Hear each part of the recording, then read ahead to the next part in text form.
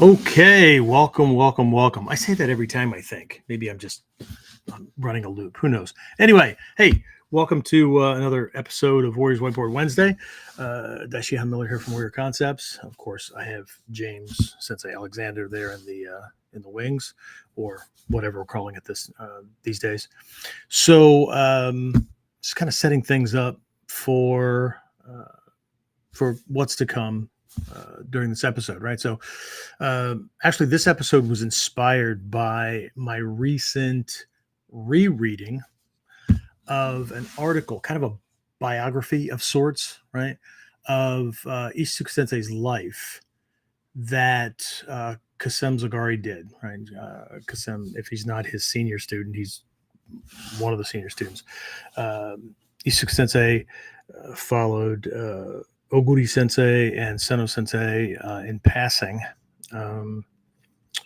Ishizuka Sensei passed in March, so we're at about the seven month mark, give or take a week or two. And so I don't know, I was reminiscing and remembered this article and was reading, right? But in this article, or this bio, Kasem recounts Ishizuka Sensei's meeting and mentorship under Hatsumi Sensei.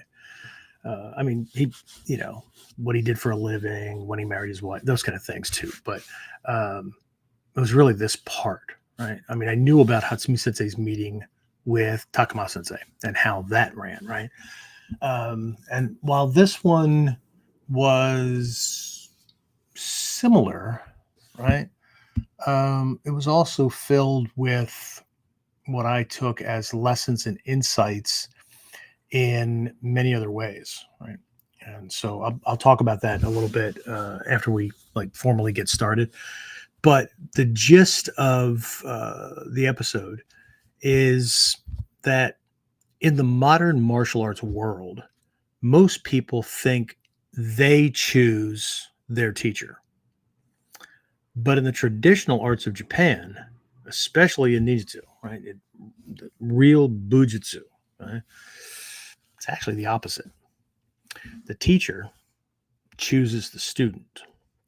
Now, do they enter into a mutually beneficial relationship? Yeah, talk about that as well. However, the teacher chooses the student because what's being transmitted isn't a product, right? It's not I don't know, chemistry 101, whatever, right? And it's not just about fighting techniques or this or that weapon. In Hatsumi Sensei's own words, it's about life. Okay. So today, I want to talk about what it really means when a teacher recognizes a student that they can trust with the art, right? And why it's not about contracts or payments or tuition or whatever, but about trust, respect, and responsibility. Okay. So we'll jump into more when we get back, but let's go ahead and officially get this started. So, the big question is this: how are self-defense and success-minded people like us, concerned citizens worried about protecting ourselves, our loved ones, and the things we care about from the monsters we know exist in the world? How do we train in a way that gives us the skills, knowledge, and understanding we need without becoming paranoid fighters or killers ourselves, and yet still allows us to be the hero protector the world needs us to be? That's the question, and this podcast will give you the answers. My name is Jeffrey Miller, and welcome to Kuden Radio. Real training for real people in a real world. All right. If you're just joining us, welcome to this week's episode of Kuden Radio, where we are exploring the teacher-student relationship in the traditional Japanese sense, right, as it relates to real Budo, right? As well as we're also going to contrast that against several other common and, sorry to say, misunderstood ways that people, especially here in the West, try to look at it and either they gloss over it, or they try to, it's like trying to shove the square hole into the square peg into the round hole, right? They try to make it fit, right? There's this justification kind of thing, right? Again, we have to worry about ego. We have to worry about all kinds of biases and things like that, right? But first, as always, right, if you're getting value out of these episodes, you're liking Kuden, that kind of stuff, don't forget to like, share if you're over on the YouTube side of things, because we're simulcasting across X and a couple of Facebook pages and YouTube and whatnot, as well as for those of you who actually in my future, from right now, this moment that I'm recording this live, across all these other podcast directories, right? Spotify, Apple, whatever, all these things, right? So don't forget to like and share and all that, right? It helps us out, right? On the different platforms, algorithm wise and whatnot. It connects you to things and teaches the little, I don't know, computer programs or AI or whatever the hell's going on these days, that you're interested in this kind of stuff. So you get more notifications, you get better notifications when we put something new out or when these things are coming up. But also, it helps out other folks, right, that are looking for this kind of thing. And of course, you can always manually share too. I mean, you may know friends and fellow students and whatnot that are looking for or could benefit from this type of training, right? So, do us a favor, do yourself a favor, do them a favor, right? And share things. Okay. So that being said, James, who's on? Who do we have for this one so far? So far, we got Kyle, Jared, Dave, Terrence, Victor, Wow. and Maui have all checked in. The ones who have checked in. All right, cool. All right. So Kyle was in for camp. I don't know, a bunch of people. Minds were blown and whatnot, but I think we can all agree that a lot of people, if they were to come to this particular camp, they would have been disappointed. And it's not because camp sucked.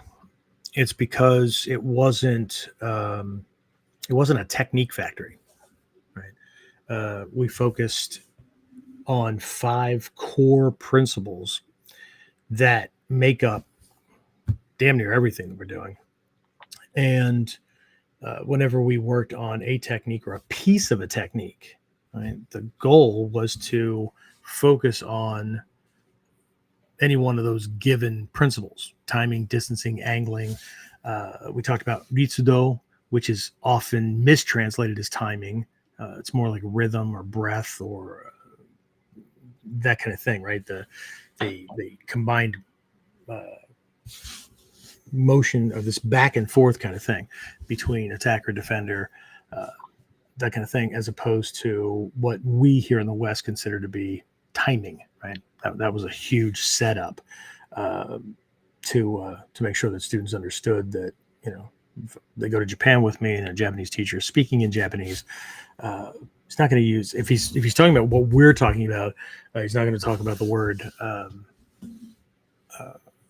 ritsudo, right? He'll use timingu, right? Which is just a Japanese-ified way to say timing, so that we can get it. But then we looked at some of these other things, like flow itself has an aspect of timing. This ritsudo, distancing, right, can also mean interval, gaps, those kind of things, right? There's a sense of timing, right? How long is the gap? Those kind of things. Distance equals time. A lot of these things I've covered over time in Whiteboard Wednesday and some of these other classes, well, a lot of classes that we do. But yeah, so I think for folks that are looking for quantity, or they just, they want to see techniques they've never done before, or cool variations of techniques they already know, or no, we were fixing small things that actually give any given technique or variation or whatever, and it crosses, right? It crosses not just techniques, but it crosses from unarmed to any given weapon, whatever, right? Fixing little things with knee bend, and when we're going to step to kamae, to take, to avoid, and to catch them with uke nagash, and why any given uke nagash and whatnot. So it was taxing. So anyway, hope you've recovered, because I know for some people their thighs and butt muscles were either hurting more or just behind their brain.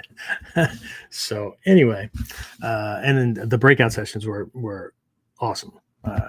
One of the black belts covered history and symbolism and whatnot of the Japanese fan, dispelled a bunch of myths and things like that people can kind of gravitate toward. My daughter Trinity did one on more mindset and psychology, Fudoshin, Heijoshin, Mushin, those kind of things, and then tied that into problems that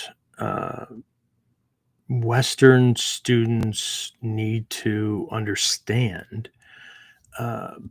that can actually prevent them from not getting the actual feel or the same experience or the same power out of the Japanese Budo as Japanese people. And it's not because we don't want to, and it's not because we're not passionate about it.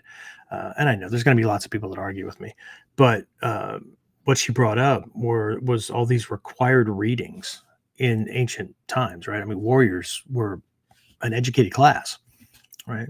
And so there was required reading, required study in different books in certain in different areas, everything from the I Ching, Book of Changes, through a bunch of things. But she took it all the way back. And again, this was all just like last camp, her breakout session there, all as a part of her borrowing, right? The book that Manaka Sensei, Hatsumi Sensei's former right-hand man way back in the day, he's now the head of Bujinkan, that he wrote on this subject. And it's not just that he wrote it, right? This was his university level thesis, right? I mean, he was retired from the military, put himself through the university because he wanted to study these things, psychology and all these kind of things that these things all point to. But instead of keeping it in the realm of the woo-woo, right? He wanted to be able to use the university and the facilities and things like that to actually run experiments and test and things, to actually plot on graphs and whatnot, right? What this stuff does for people's mental abilities in these realms. Fascinating stuff. So anyway, but the reading and everything that she brought up went all the way back to required reading for Japanese children in the warrior families. Unless we have that, we're actually going to be missing some things. Now, do we need to read those actual things? I don't know, right? But it can't hurt. Right? So for those of you who are at camp, or you bought you pre-ordered videos, she actually made an offer. She did a butt ton of research and found English language translations of a bunch of this stuff. I mean, if you were to find this stuff online, if you could find it, right? The books. Now she actually found like digital versions and whatnot. $50 to $1,000 each, right? And so for those of you that were there, just as a reminder, right? She, starving college student kind of thing, right? Just ask for a $20 donation just for the work of putting it together, right? Slip that to her and she'll get you a link where you can download the stuff and you can have it, right? Otherwise, that's my plug for Trinity stuff. But just a ton of stuff. Sensei Whistler on Sunday, he did 2 sessions back to back on advanced application of locks, and he pretty much focused on Omotagyaku, right? There were some other things that kind of got slipped in there, but then escaping from. And they did less escaping from than they did putting the things on, because while we used the word advanced, it wasn't like they were like super involved and tricky. It was getting down to the core principles of why the damn thing works, right? Not just because you're twisting it harder or whatever.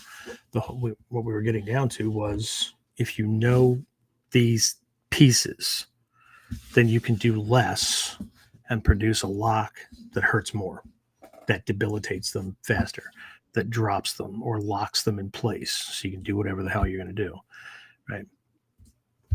So it's cool stuff. Anyway, so anybody else, James, any other questions or comments pop up? Oh, just that Kyle said, not a technique factory, but will improve every other technique. Yeah, cool. Kyle's one of these guys that just like shows up for all the classes, which is cool, right? But make sure you're not overwhelming yourself. I mean, not that that's not my job, right? So, okay, so nothing else, nothing else shifted in there. Not right now, no. Okay, so I'm just going to dive in then, because I've got a lot to cover. We're going to take a look at this idea of being a student or studying things, this concept, because again, this is another one of those cases where the Japanese language actually has more words for this concept or related concepts, but each one is very specific to what you're actually doing.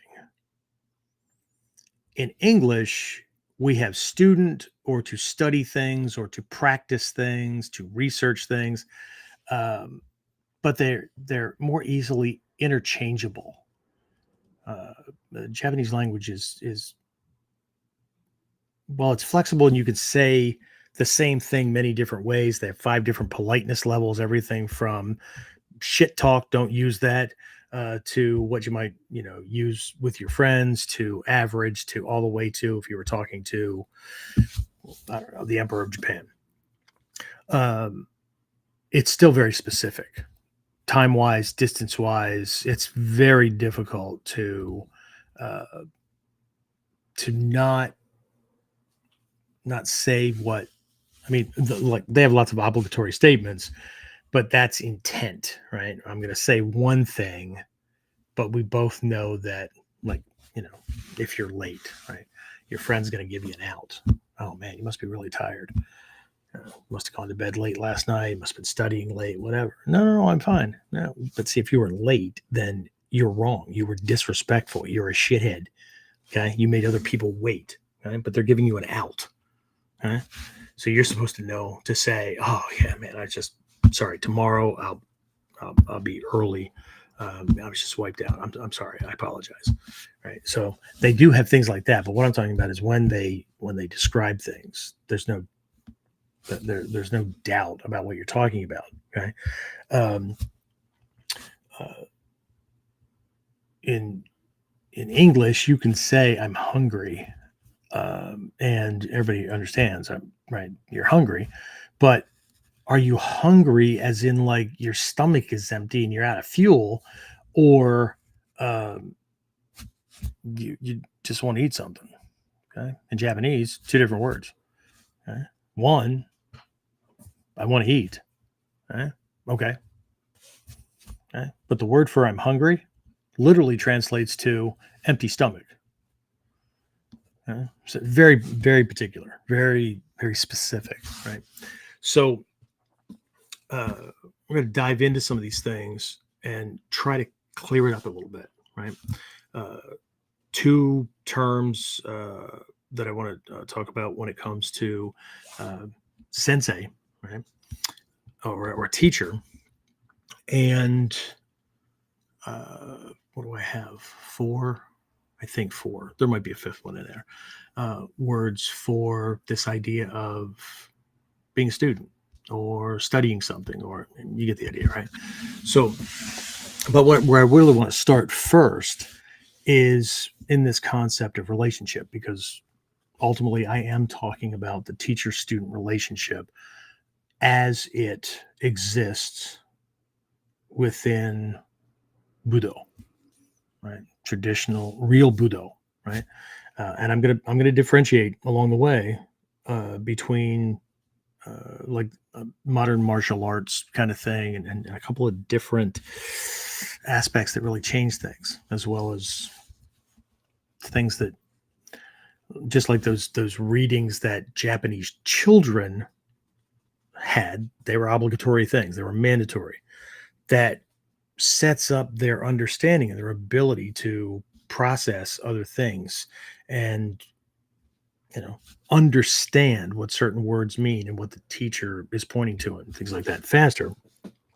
Kind of like for those of us who are old, right? Aesop's fables and a lot of the old fairy tales and stuff that we learned when we were very young, right? Like Henny Penny and the sky falling, and just these different fables, right? The Emperor's New Clothes and things like that. They were stories for children, but there were lessons embedded in them, right? The Emperor's New Clothes is about not going along with the crowd because the crowd may be doing what they're doing because, in the case of the story, they're afraid of being beheaded or going to jail because they pointed out something. It was, even for us young ones, right? It was political correctness as far as speech goes, right? Henny Penny, acorn or some shit falls out of a tree and hits this chicken in the head, and it runs around screaming at everybody that the sky's falling, right? That was a reminder that there's going to be people in the world that, based on their isolated experience that they misunderstood, they're going to run around and try to get everybody else to believe their little interpretation. I don't know when that ever happens, but so it set us up for those things.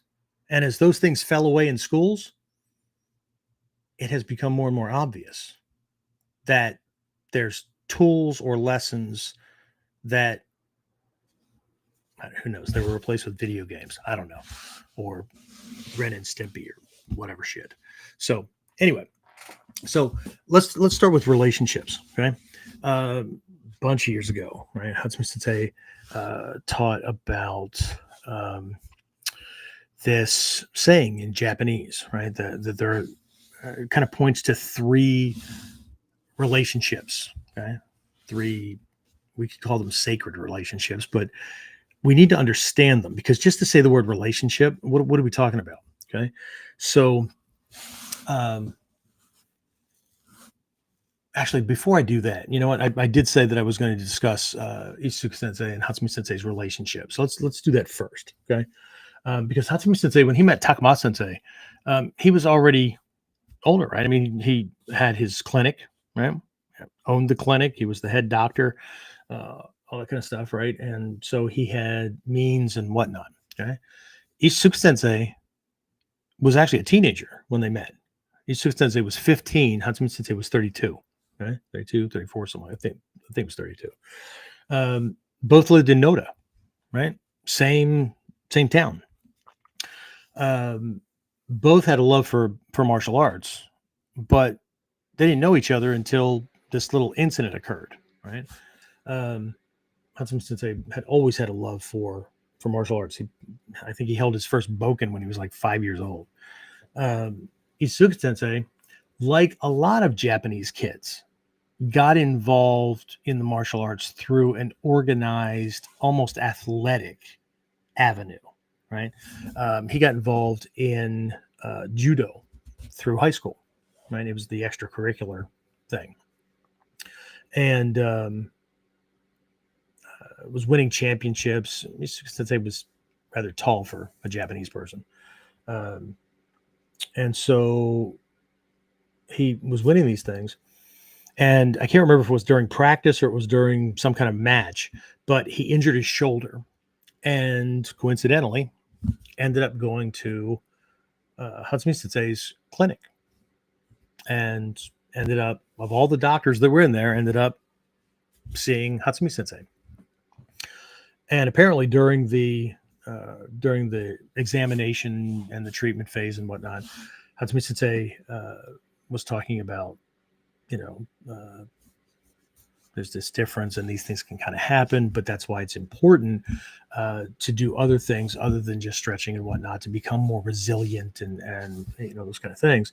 And he invited him to come to classes, explained what he did and things like that. Well, Ishizuka Sensei, from his perspective, as he tells the story, and then that got told through Zaguru Sensei, didn't know anything about this ninjutsu stuff, right? Which is really throws off Westerners because they're like, how could Japanese people not know about? A lot of them didn't know about it other than TV shows or these freaking comic books for kids. So, but anyway, he said, I'm sure I'll stop by and see a class. Well, he never went, right? Got caught back up with schoolwork and healing and judo and all the stuff that 15-year-old Japanese kids had to do. But since they lived in the same town, Hatsumi Sensei would see him in passing and, hey, Ishizuka, when you come to class, right? And well, I got a lot of stuff and whatever. And eventually he ended up going. He went to a class. And I can relate to this story because he went to this one class figuring it was just another martial arts style. Because again, even the most Japanese, right? We're talking way after the Meiji Restoration, right? Way after the mid 1800s, 1850, 55, give or take, that realm where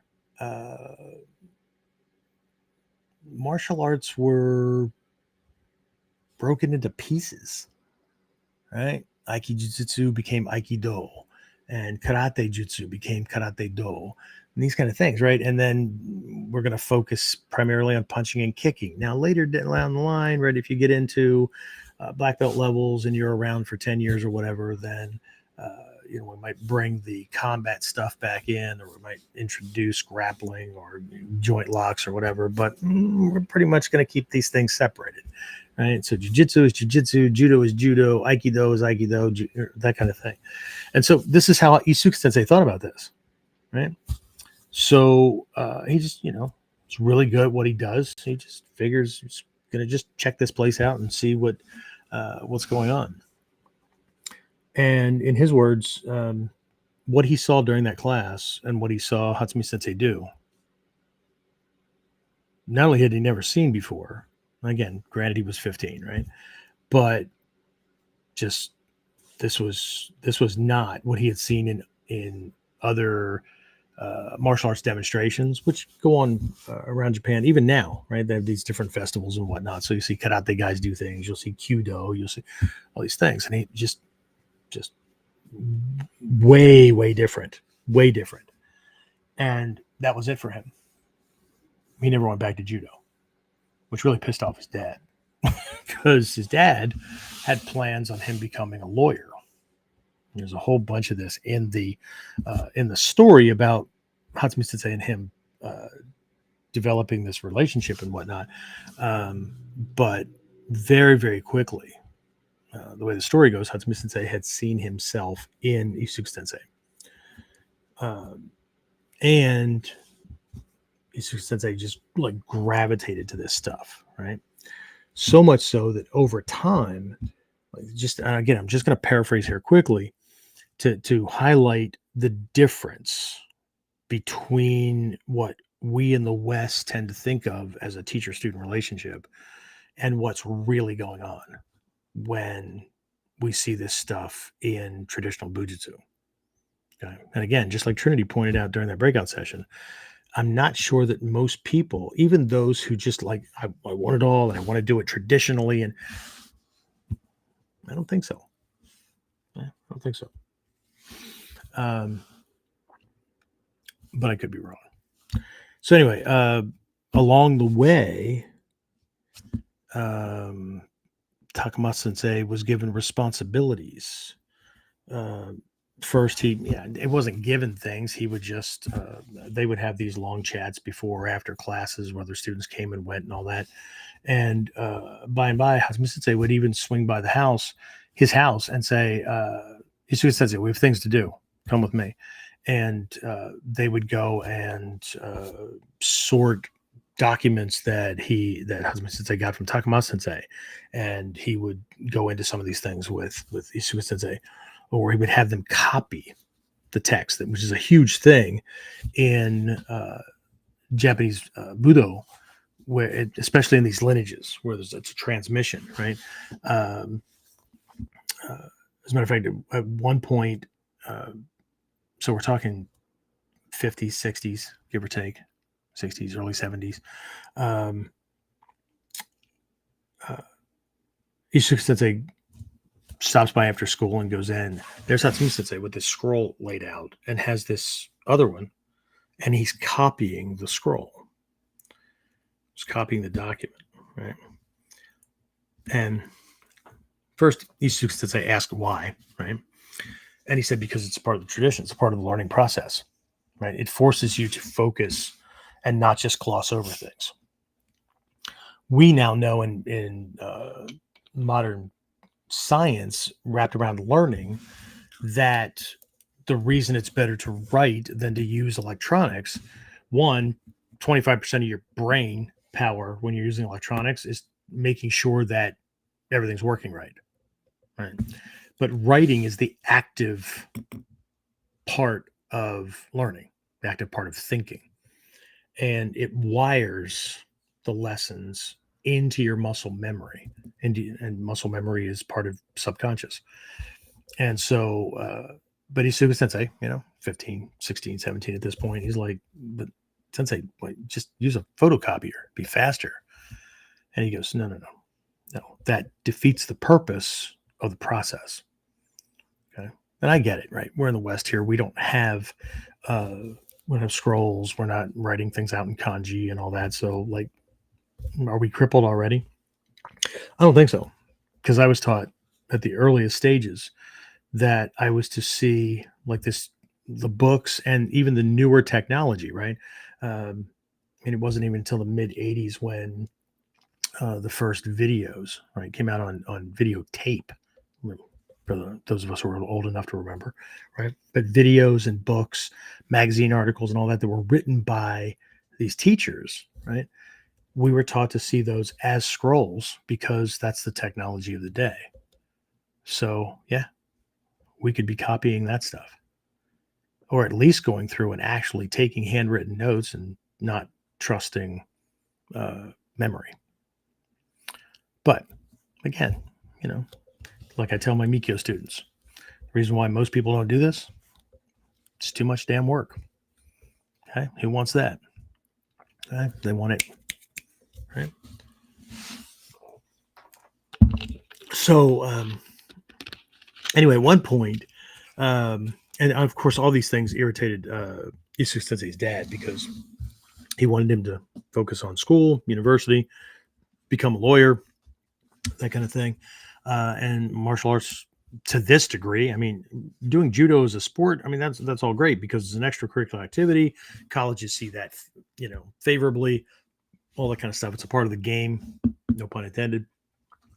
But like this obsession with martial arts, this connection to this teacher, because even the dad didn't understand the difference between a Deshi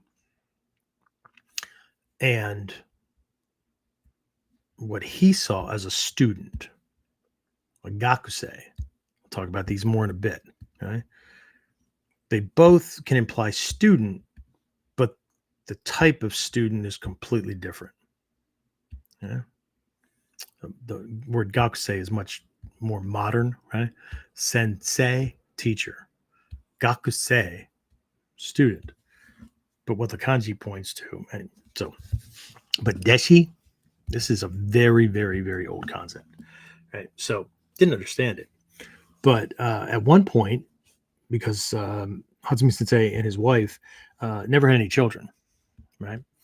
But Hatsumi Sensei saw Ishizuka Sensei as a son. Okay, I know in today's Western world, like we have laws against that. Is this stalking? Is this grooming? Is this anyway? It's the intent. Hatsumi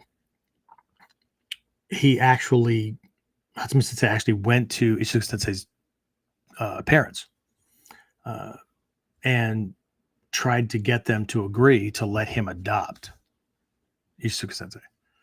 And of course, his dad was like, wanted no part of that. But there's a lesson in here about depth of connection, not just connection. Okay. And so anyway, there's just all this stuff. And at one point, Hatsumi Sensei had put together this organization that was kind of a branch of his dojo, his school. And it needed an administrator. Hatsumi Sensei was very young, right? And he appointed him the president of this thing, right, to oversee and to manage and to direct it, not just because there was this Deshi thing going on, but because Takamatsu Sensei was so committed to not just the martial arts, but Hatsumi's martial arts. And he had met Takamatsu Sensei, very few of Hatsumi Sensei's students along the way, right? His core group of 7 originally that Ishizuka Sensei was a part of, met Takamatsu Sensei. Ishizuka Sensei even said that it terrified him when he met him. It's just something about him that was just scary as shit. Hatsumi Sensei had to explain that, no, he was more like a little house cat. But that's the presence and that's the feeling you get from somebody who has actually lived warfare. That's actually lived in those hell moments, so to speak. Anyway, so but Ishizuka Sensei was so committed to making sure that this stuff got preserved and that he learned everything that he could, and that Hatsumi Sensei could help other people via this path, this avenue, right? That what Hatsumi Sensei saw was somebody that he could trust. He didn't have to micromanage him. He didn't worry about him disappearing one day because, I don't know, some shit in life happened, whatever. Right? And this is a part of this idea that in this line of transmission, right, the teacher, the way this is described in many texts is that the teacher is looking for a vessel that they can fill with the teachings that they receive from their teacher, right? So they're not just looking for somebody to pass this stuff on. They're not just looking for somebody to teach things to, because different students get different degrees of lessons. Okay. But to find the right vessel, to find the right person to pass things on, doesn't just keep the lineage alive. It's also a way to honor one's own teacher. Okay. Otherwise, it can be akin to disrespect because I'm just not really, as long as somebody gets it, whatever. Okay? So anyway, Much more to it, but I'll stop there. So let's get back to these relationships. Okay? So this is a just a Japanese saying. Apparently, most Japanese know this. I only know it from this perspective. I have not pursued this farther, other than in the context of the lesson that I received, and then having to ponder and really think deeply about what this points to. It's very much like a Zen koan kind of thing. But there are these three relationships, and so the way it's kind of spoken, right, is the parent-child relationship is the first level, the husband-wife is the second, and the teacher-student is the third level. Okay? That's in first, second, third, one lowest, next, then next, right? That kind of thing, right? And so what we're really pointing to is that each one deepens not just in trust and kind of a shared destiny, but it also points to the accidental to the intentional, and also responsibilities, different types of responsibilities in the three. And well, we'll just kind of look at these. Let's just kind of break them down here a little bit. So if we think about a parent-child relationship, and we think about the concept of love, because that exists in a teacher-student relationship at this level, okay? Because in a bit here, I'm going to differentiate between the teacher-student relationship for somebody who's in academic school, right? It's not the same. Even the word is different, right? Just as with the physicalness of the martial arts, the teacher-student relationship is different. And I know some people have some deep connections and whatnot with coaches and mentorship and things like that.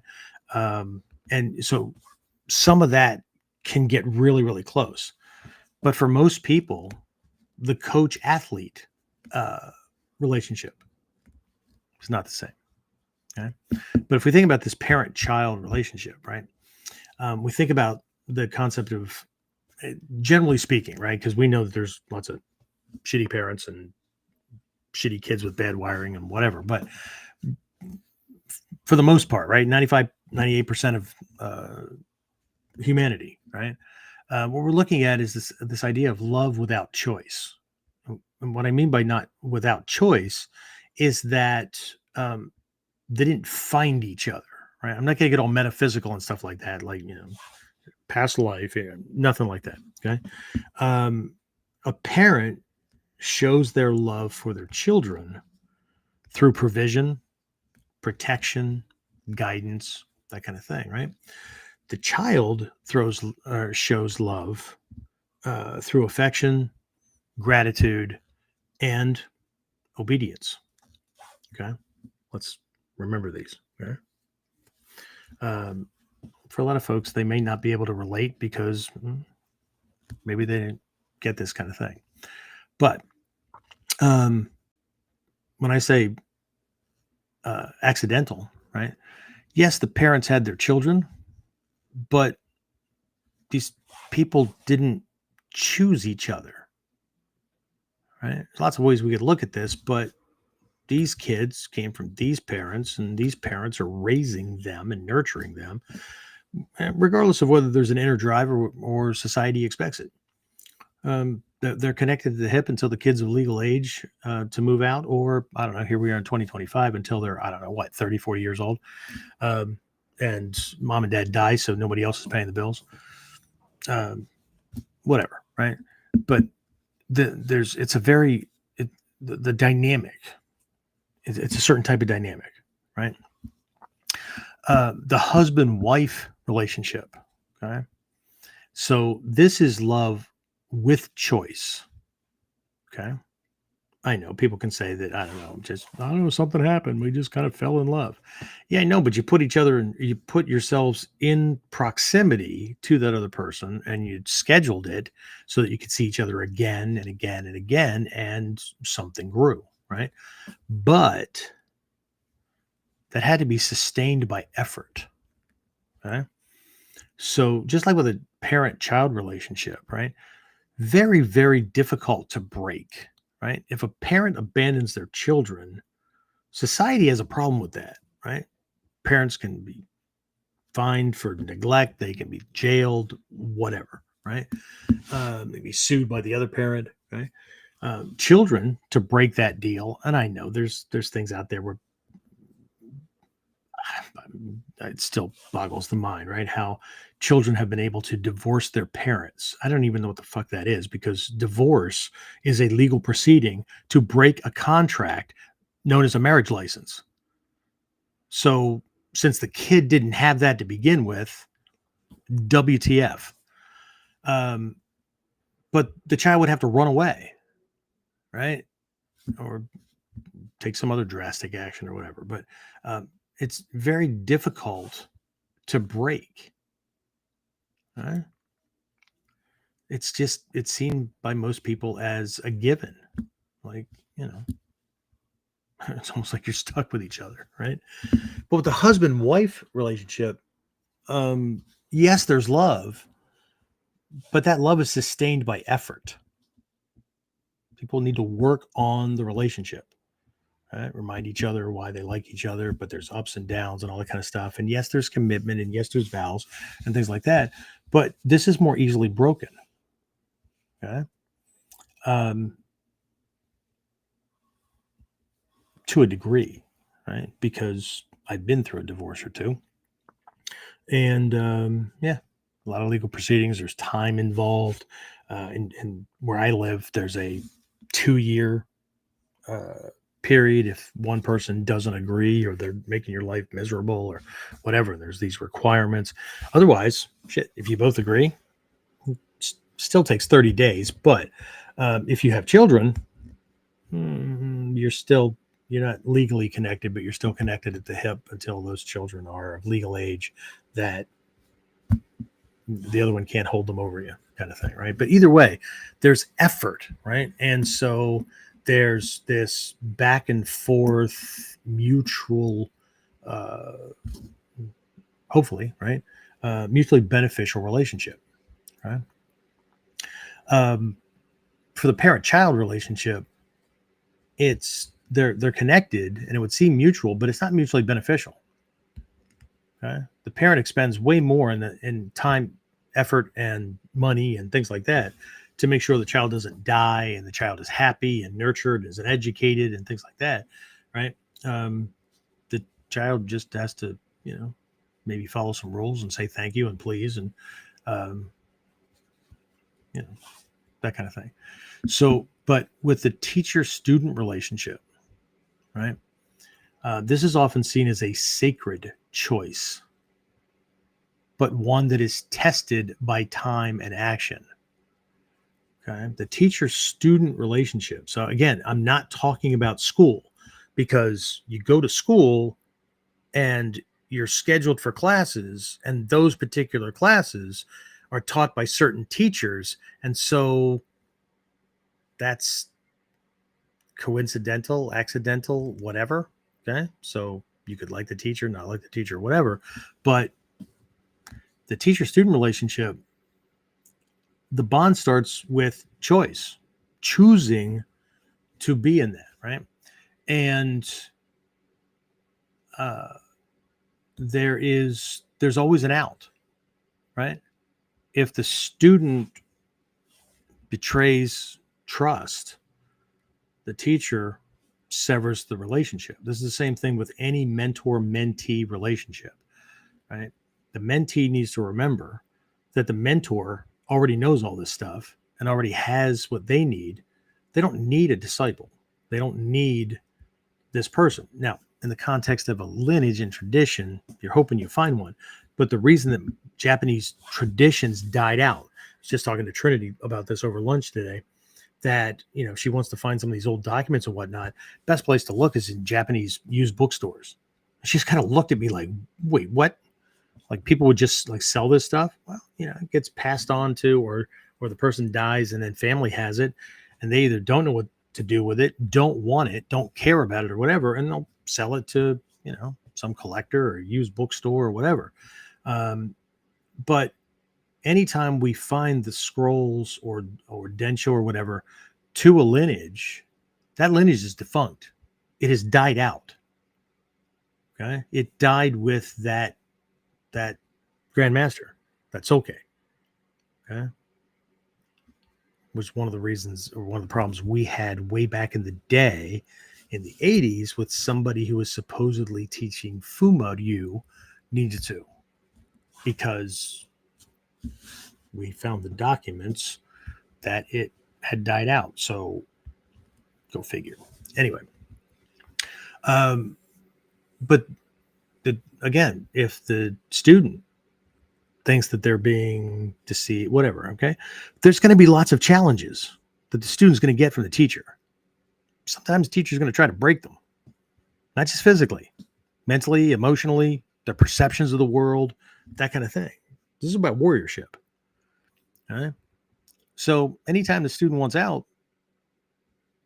okay, it's not the same as with husbands and wives and things like that. People can always abandon, but it's not the same. It's not the same. I mean, it is a giving up, right? But with the teacher-student relationship, there is that mutually beneficial kind of thing, and there's love with choice and sustained by effort and all that of the husband and wife. But there's also a parent-child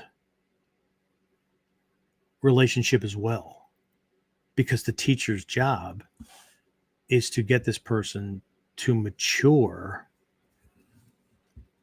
as a warrior, to mold them, to get them into a state where they are a walking, talking example of the lineage, of the lessons, of the principles and concepts. This is not the same as academic school. You're going to hear me say this a lot throughout this lesson or this session, where you're just learning things and then passing a test and getting a degree or whatever, getting a gold star, getting a belt, whatever. It's not the same. Okay. It's not a transactional bond. Okay. It's a living, breathing transmission. A teacher doesn't just look for skill. They look for qualities that can't be taught. I mentioned some of these within the Ishizuka Sensei, Hatsumi Sensei story, but some other of these qualities, sincerity, right? Perseverance, humility, right? Things that, these are attitudinal qualities. I mean, people can work on them, and that's why we do this stuff with personal development. But there has to be some qualities in place. The vessel has to be right for what it's going to be carrying. And the teacher has to see those. Like there's some parts of Ninjutsu, okay? Lockpicking, firing explosives, things like that I know, that I have. Okay? Poisons. I've taught them to very few people. It's not something I teach in an open environment, because I have to trust that person, not believe blindly. There has to be certain qualities about them that I have to trust, that when I teach them these things, they will be used for the right reasons and they won't be abused. Okay. So, it's a quote from Takamatsu Sensei, right? He once said, I trained not to be strong, but to be trusted. Okay.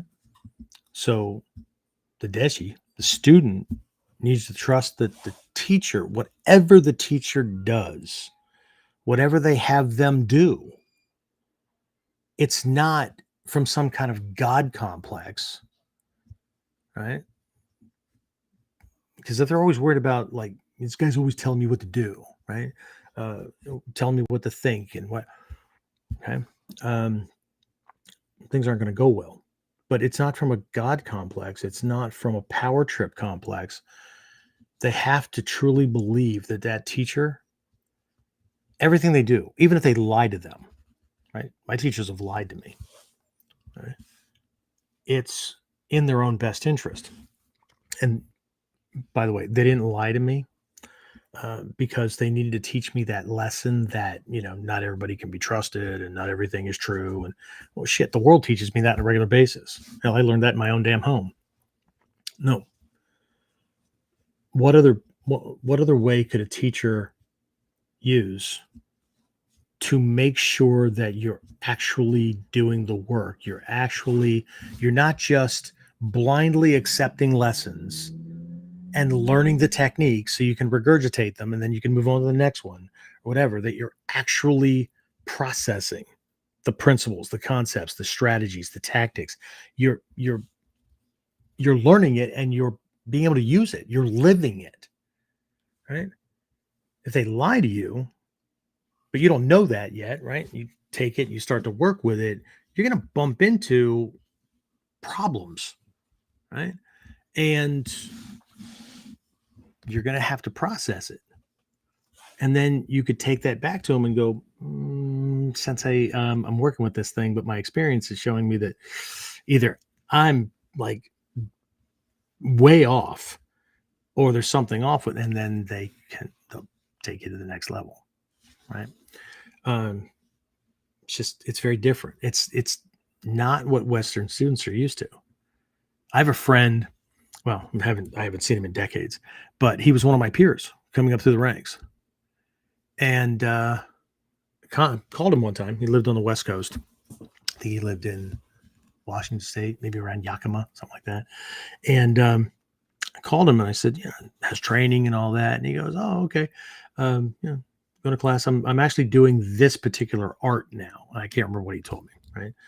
And I said, oh, so you adding that to it? No, I'm not doing Bujinkan anymore. Okay. Oh, okay. What happened? He goes, and it was another one of these incidents where Hatsumi Sensei gave him a lesson, and it was one of these tests, and my friend had a meltdown. Okay, he went transactional. He didn't say, I'm the customer and he's the vendor and I pay him for, but he did without using those words. What he said was, I pay for him to teach me the lessons and not play fucking games. So if he wants to play fucking games, I'll give my money to somebody else and they'll teach me exactly what I need. Right? Dun, dun, dun, dun, dun. Yeah. Okay. Well, in the traditional, from the traditional perspective, that's called spoon feeding. And if that's done too much, the student doesn't think for themselves.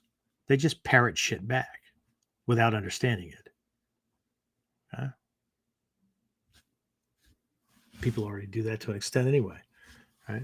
My own stepfather used to always say, he'd be questioned on doing something and there was new technology, there was new, insights or whatever.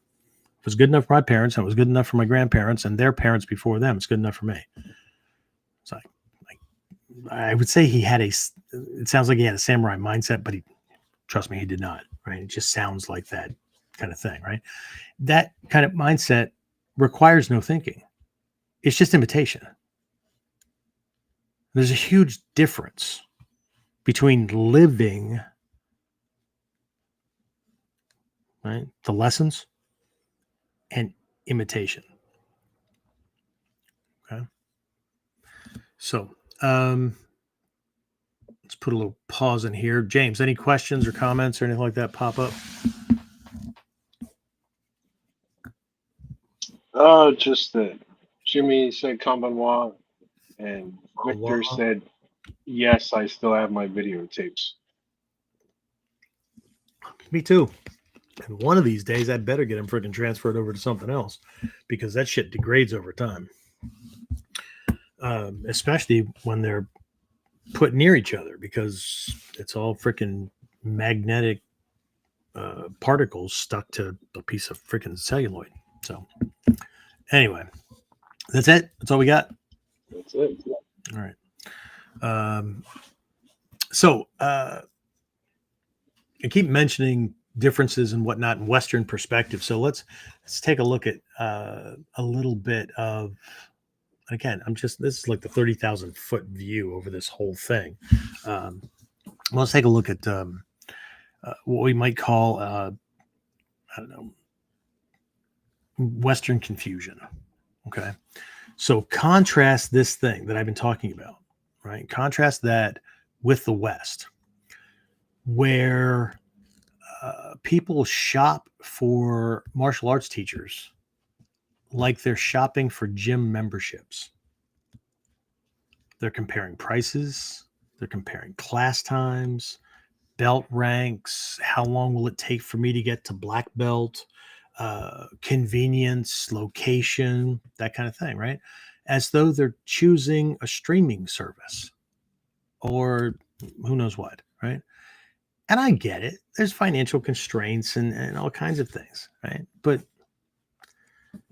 um, part of the training is to become a problem solver, right?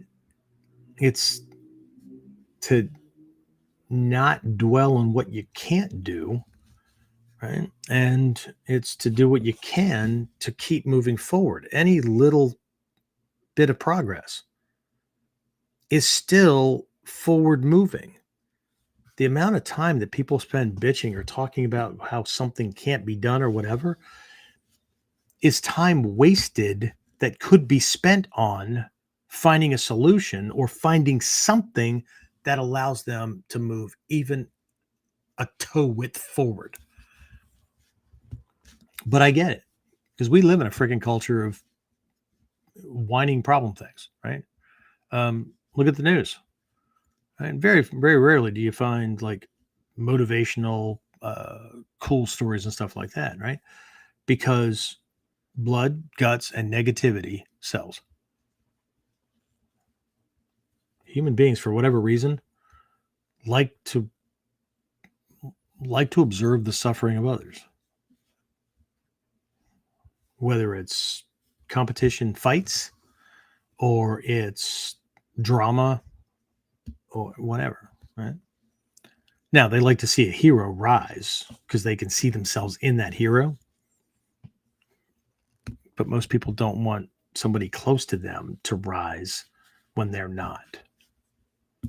It's really fucked up mindset.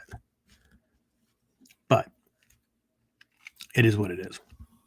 And I hate that phrase too, but sometimes it's the perfect one. Okay. So, but what I'm talking about here is students often believe their martial art is right and best. Right? Everybody does that, right? But it's an ego thing. It's an illusion. I'm not saying that the art is or is not best or right or whatever. What I'm saying is that people often believe that their martial art is right and best. But what really happened was that they chose to enroll in the closest school to home or work so they didn't have to do anything extra. They didn't have to like go home, relax, and then get back up and go back out again. Or it the tuition was what they thought was reasonable for an hour's time of learning something, right? Whatever, right? All these things, right? But what ends up happening is they've made this random accidental choice based on conditions more associated with feeling or comfort or convenience. And then ego justifies that decision by deciding that what that particular school that they chose, right? What they teach is better than everything else. Well, how the hell would they know? Right? Ego just looks at what we do, decides it's best, and then condemns everything else that's not it. Part of the mental training is in knowing that that's going on, so that you can break that cycle. You can not be the reason for your own ass kicking. Okay? And then there's that toxic business mantra, you know the one, right? You probably heard it in places where you worked. Probably heard other people say it, right? When they're yelling and screaming at the customer service person. What's that mantra? The customer is always right. Okay. But what I was taught by Hatsumi Sensei and by other teachers in this art, in true Budo, right? That's not true. Because if the student were already right, if the student already knew how to gauge right things, whatever, right? They wouldn't need the teacher. Okay? When someone trains for self-defense, they're literally putting their life in the hands of their teacher. A lot of you have heard me say this before, right? I don't think that students and teachers both give that much thought. Because if they did, you wouldn't have nearly as many teachers conning people, and you wouldn't have as many students just randomly picking somebody without like thinking about what they're learning and comparing that to what they've seen in the world, or what they're worried about, or those kind of things, right? But for the Deshi, right, this is even more true. Because for the true Deshi, right, that trust that the teacher knows what they're talking about, and is the lessons and the activities and the hardships they put you through and all that, right, is for their best interest, right? That reality, right, that you're putting your life in the hands of your teacher until you can do it for yourself, right? That trust, that reality, right, extends beyond the dojo. It's both for life, and it's about all aspects of life. Hatsumi Sensei has said this over and over again, right? I'm not teaching my students how to fight. I'm teaching them how to live. All right. Anything pop up, James? Any questions, comments? So if not, I'm just going to keep on barreling through. Somebody just said good day, love from Russia. Wow, awesome. With some kanji. From Russia with love. Sorry, I'm a James Bond fan. Awesome. From Russia. Welcome, welcome, welcome. Awesome. Very cool. Okay, so let me just keep on rolling with this, right? Because here's the nitty gritty, right? This goes back to the title of this episode, right? What kind of student are you? So we're going to take a look at 4 terms, 4 Japanese terms, and how in English they might not seem all that different, but when we think about them,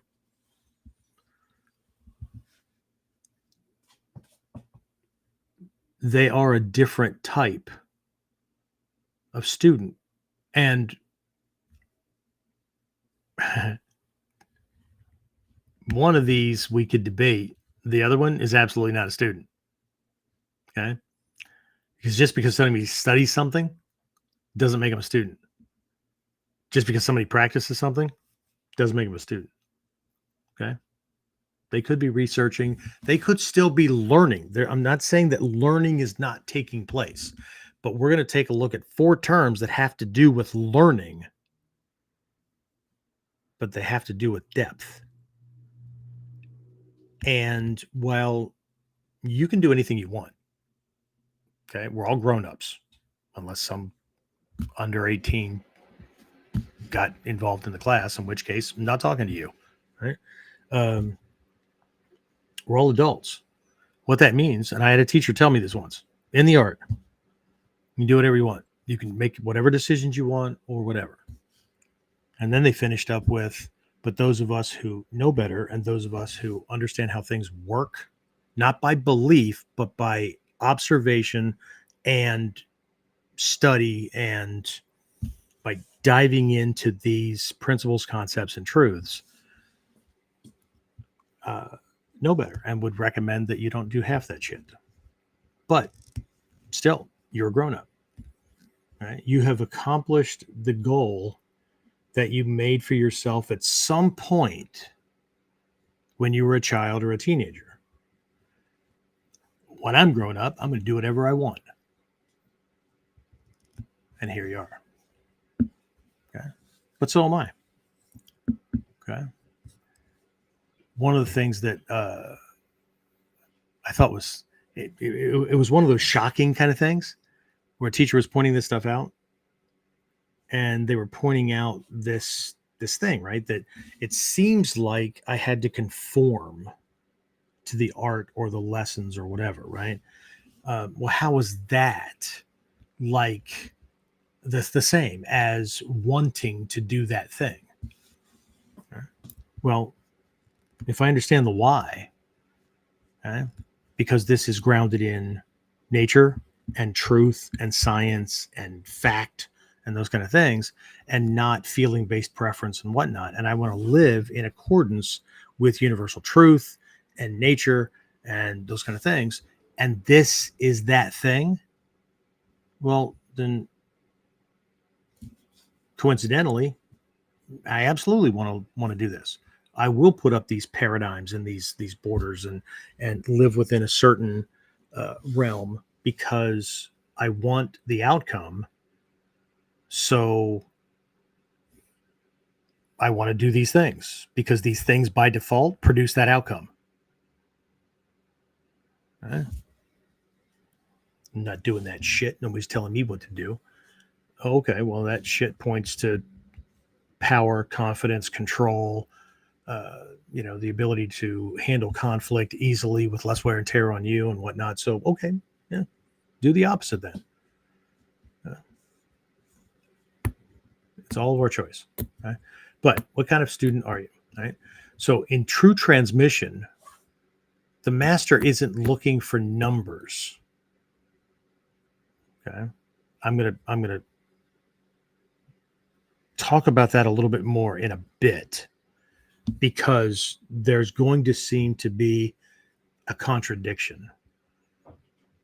But as both Hatsumi Sensei and a couple of other teachers in this art and my Mikyo teacher reminded me, the universe is vast enough to hold all apparent contradictions, because it only looks like a contradiction from our perspective or our limited viewpoint.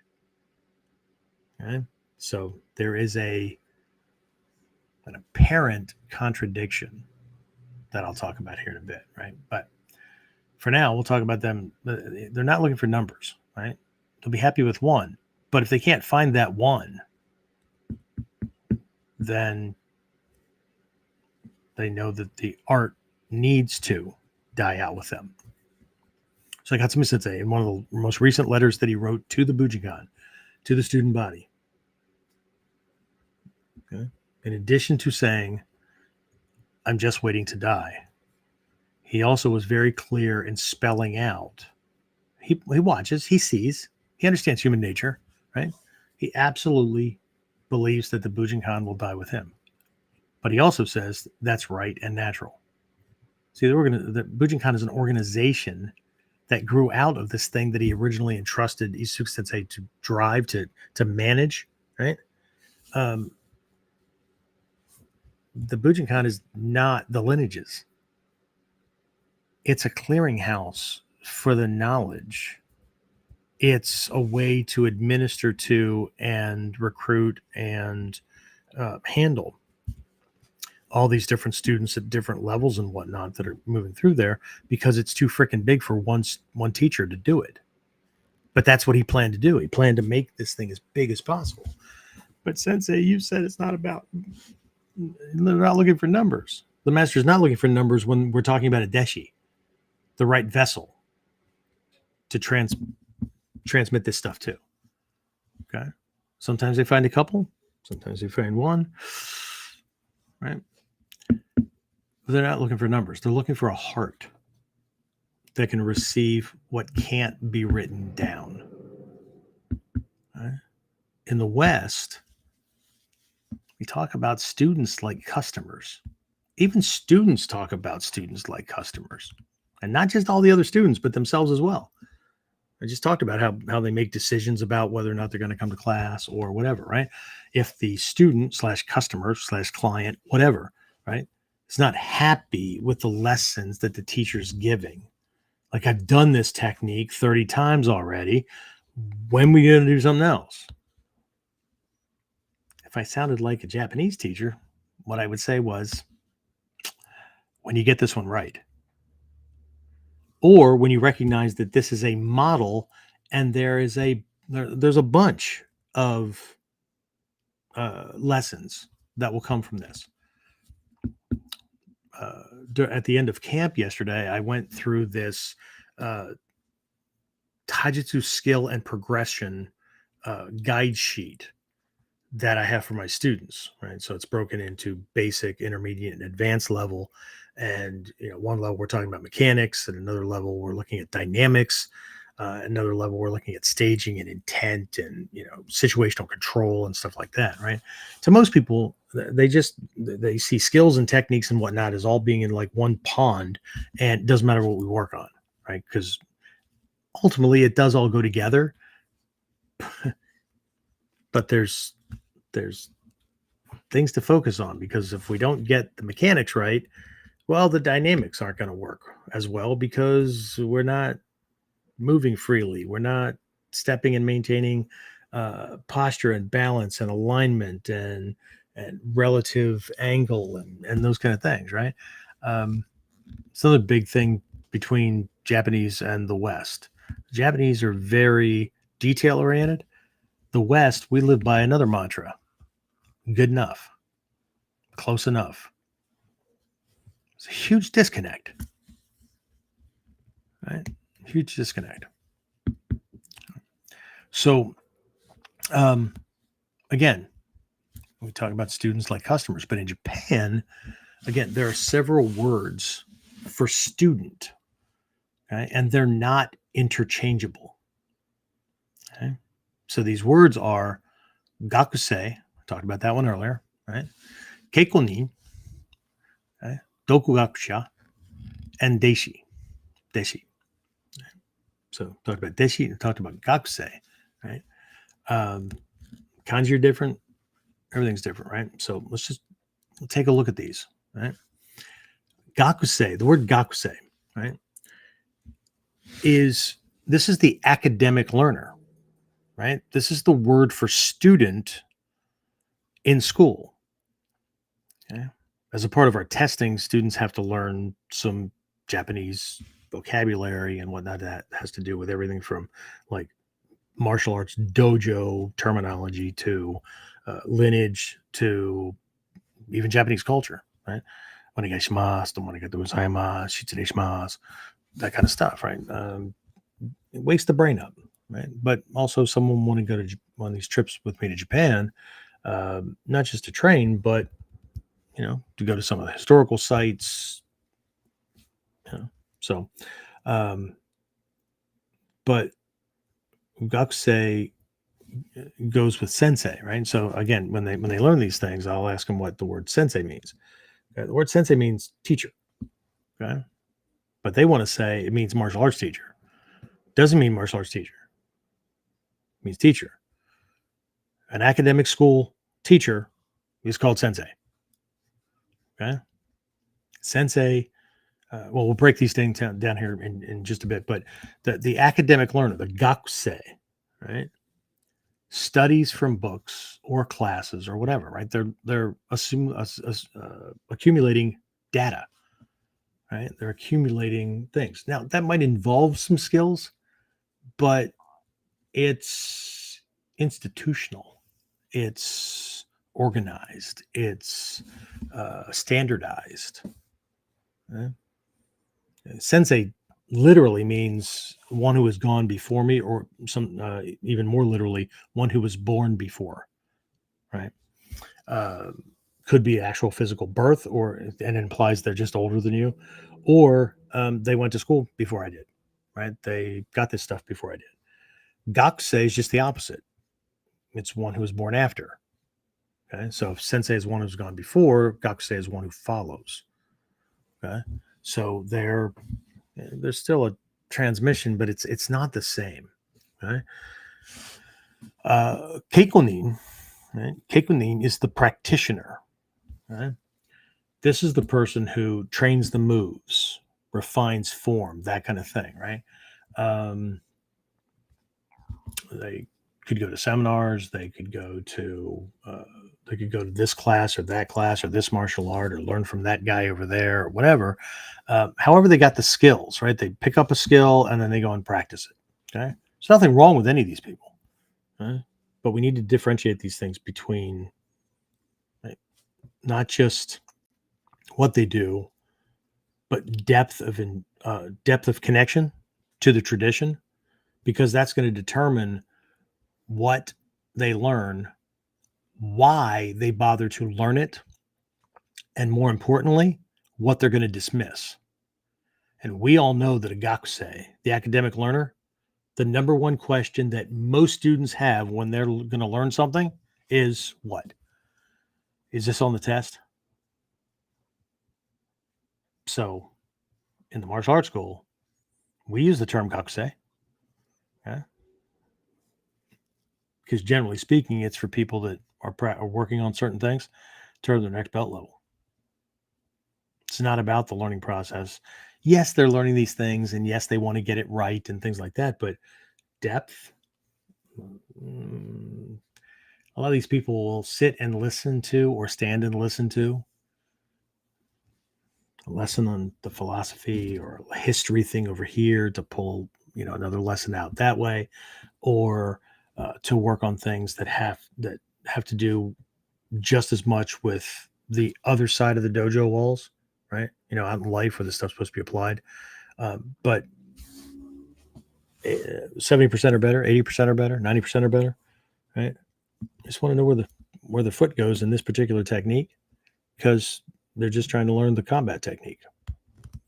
Okay. I don't need to understand the history of where this thing came from, or how this art developed, or this little meeting between these two soke to test out, to compare notes between these two lineages and how they walked away with it. Just, where's my arm go? Where's my foot go? Because that to me is all that I need to, quote unquote, know the technique. Okay? The Keikonin often doesn't even feel that they need a lot of techniques, right? They ascribe to the sayings from some people, even like Bruce Lee, right? You learn all this stuff and you take what you want and throw away the rest. But generally speaking, what they want is the stuff that they perceive as necessary, and they're already fairly good at it, and so they're going to refine it. Right? They're going to make sure they're really, really good at it, which is, we see this in like martial arts competitions or sparring and whatnot, where somebody has gone through an entire system, earned the belts, learned all this stuff, right?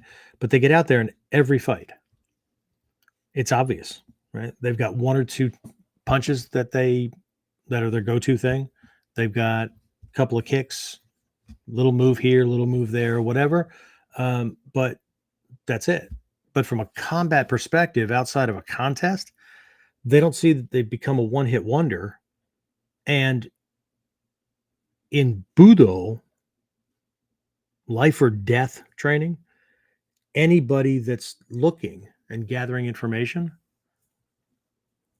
can very easily and very quickly know what they do, how they do it, what it looks like when they're setting up to do it, and then create traps to snag them. So this person typically because they train the moves and they're about being as good with it as possible and all that, right? They don't realize that they're or they want to ignore for the most part that they're subject to time, the laws of time, right? Age, the body breaks down and deteriorates, right? Because I can't do that for very long, because the younger ones coming up behind me are going to be able to do it faster, stronger, whatever. And so I either train more, right, or retire, right? Buy a shoe store or a shoe factory. Anyway, so gakusei, keikunin, dokugakusha, right? Doku, D-O-K-U, as we would spell it, right? G-A-K-U-S-H-A. Okay, so dokugakusha. Right? Sha is the same kanji for ja in ninja, right? It means a person, right? It's one who. Right? So this is somebody who is self-taught. Right? They learn alone, without a teacher's correction, without a teacher's guidance, without a teacher helping them interpret this stuff. Right? Well, it's obvious. I mean, I can see it right in front of me. Okay. So we all understand that we are trying to translate a Japanese approach, manifestation, to something that was originally Chinese, that was originally passed through the Silk Road back to India, Tibet, Nepal, those kind of things, right? And so we're also looking at something that words, perspectives, and things like that like go way back. We're not even talking. We know when we say traditional, we know it's history and Sengoku Jidai Warring States period and Kamakura era and Edo period. Yeah. Okay. They didn't use the language the same way back in those eras. Right? They didn't think about things the same way back in those eras. Right? So much so that the modern Japanese person doesn't understand most of that stuff because they can't relate. Now, if they can't relate to it, how the hell are those of us from the US or the UK or India or my friend from Russia, whatever, right? Because we were raised within a different paradigm. We think about things a certain way. We translate things a certain way. We explain it and describe it using our language a certain way, right? The Japanese the same way, right? It doesn't translate exactly. So unless we understand how they think about things, just the modern Japanese, we understand that learning Japanese is not just word substitution. Right? To communicate clearly, I mean, we can communicate like we sound like a 3-year-old or a 6-year-old, and they'll understand what we mean, but it's more like child talk, right? But to communicate clearly, right? So if the modern Japanese have that same disconnect with the people who put this stuff together and passed it down, without an interpreter, without somebody who can explain exactly what was meant, right? We're in no better place than somebody who just learns, from the Christian Bible, right? That saying,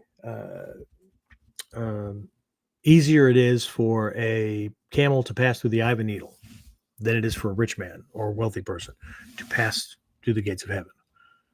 Okay?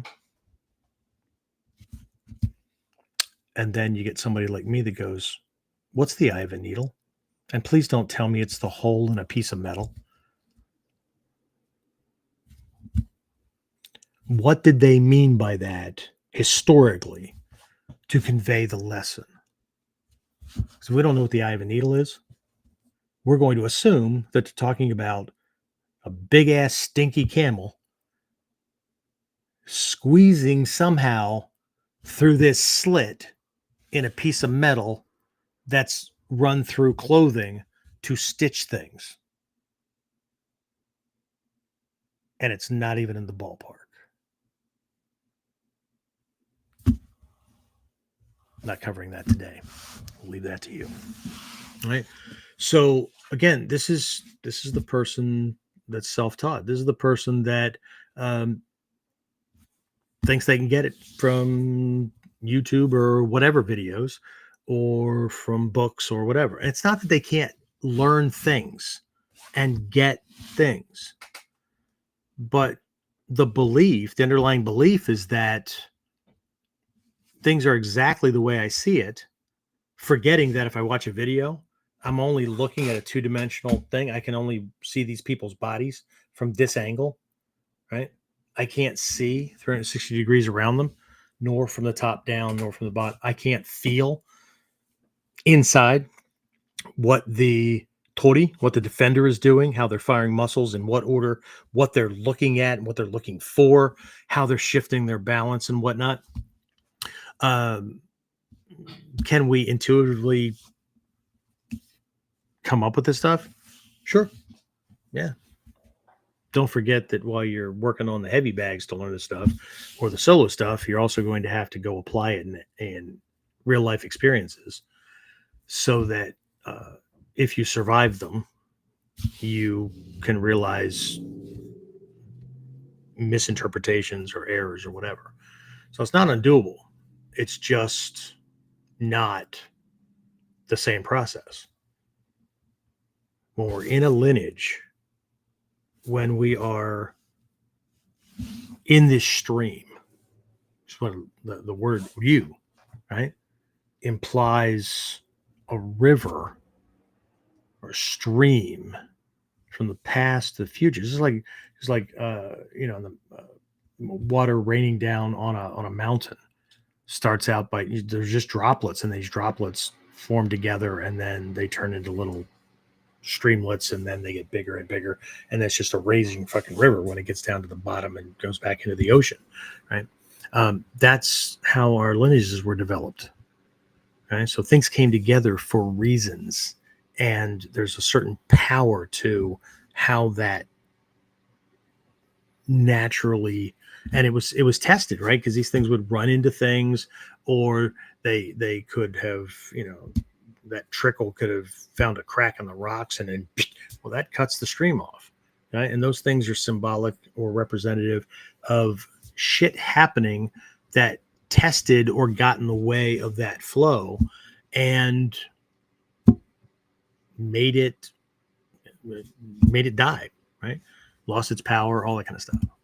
Okay. Anyway, I'm not going to beat these things to death, but Gakusei, Keikunin, Dokugakusha, all these things, they're it's not that people aren't learning. Okay. I'll talk about this here in just a bit, right? Deshi, we see it as a student, right? An Uchi Deshi is a live-in student, right? Or it's in Uchi Deshi means inside student, inside learner. So historically, it would have been somebody who moved in with the teacher, right? And lived as though they were family. They're doing menial tasks, helping to care for the house, all that kind of stuff. So Deshi or Omote Deshi, outside learner, right? Those are people who come to the dojo, they come to the sensei, come to the teacher, right? But the disciple, right? That's the implication for Deshi, right?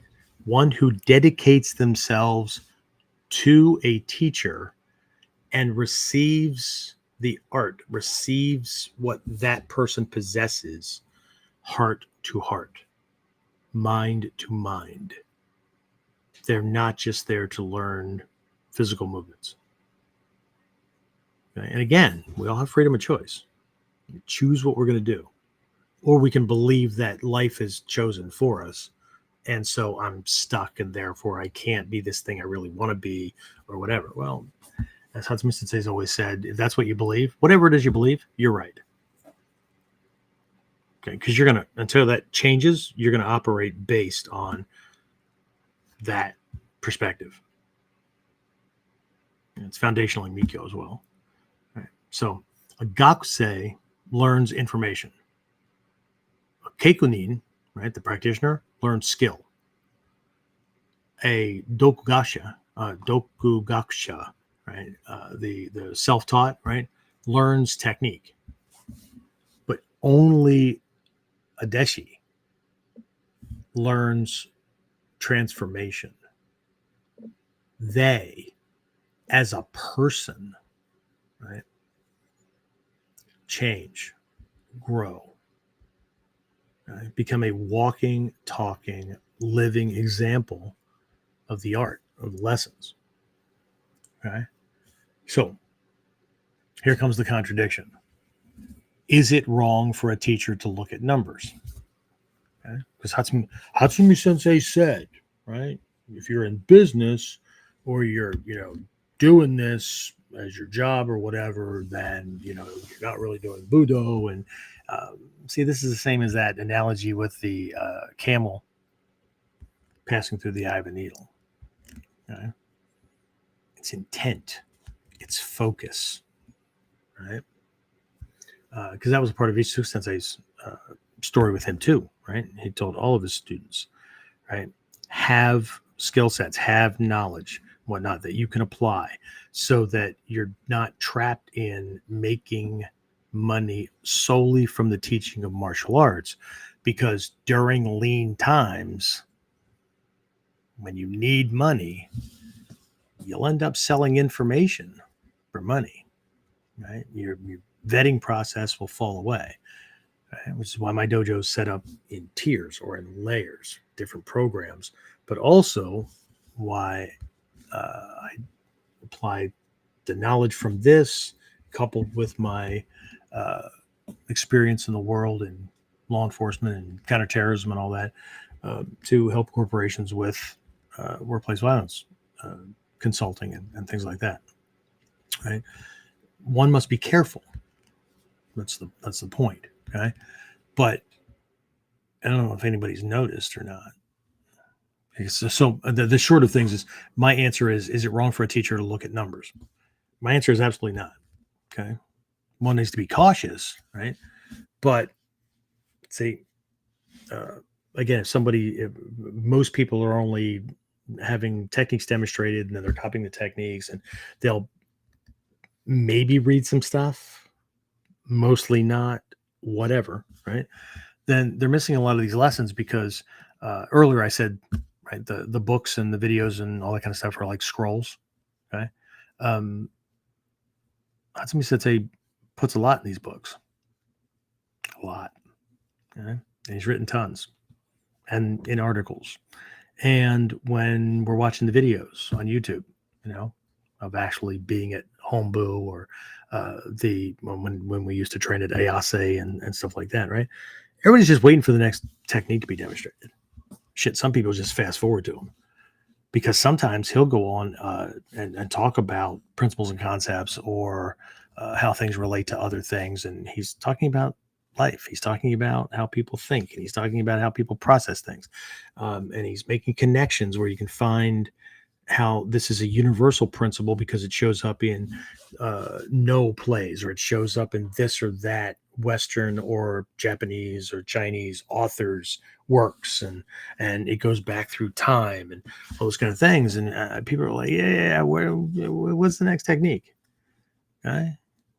He's teaching it, but he goes on for 20 minutes or 10 minutes or half a freaking hour, right? People usually don't say the words out loud because, they know not to be disrespectful openly or disconnected openly, right? But what they're really saying is, well, okay, it's just, where does my foot go? Okay. But one of those lessons, way back, Hatsumi Sensei described this very thing, right? About getting as many students as possible. Because most people think that Hatsumi Sensei didn't run a business. Okay. Just because we can't see the advertising doesn't mean that we're not being advertised to and we're just like piranha. As soon as it hits the water, we're like, yeah, that's awesome. Right? Because Hatsumi Sensei wrote it, or like it's the art. Well, yeah. Except that he didn't make brochures. He wrote books that were brochures. They tell stories, they show things and whatnot, and we want to do that even more. And it brings people to the dojo in Japan or the local training groups or whatever. Okay. Hundreds of thousands of students over the years. Right? But he described this, and he described the necessity of the process for the right kind of teacher, recruiting as many students as possible. He described this as like panning for gold, right? This mechanism is set up and all that, and all this mud and gunk and shit is dropped into this system, right? Where water's running and all that, and you're down there with a screen and you're sifting through it, all this mud and rocks and stones and all that kind of shit, and hours upon hours of running the process so that hopefully you can find a nugget. And you can find a nugget. And you can find one that actually has some value. Because all these, is not that they're not valuable and they're not learning and they're not gold and whatnot, but to get the same value as this one you're looking for. The one, right? Or the handful, right? Each one is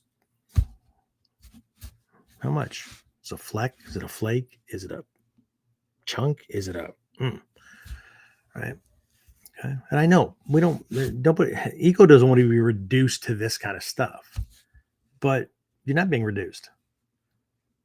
That analogy is a vetting system. Sorry. Some people are stones.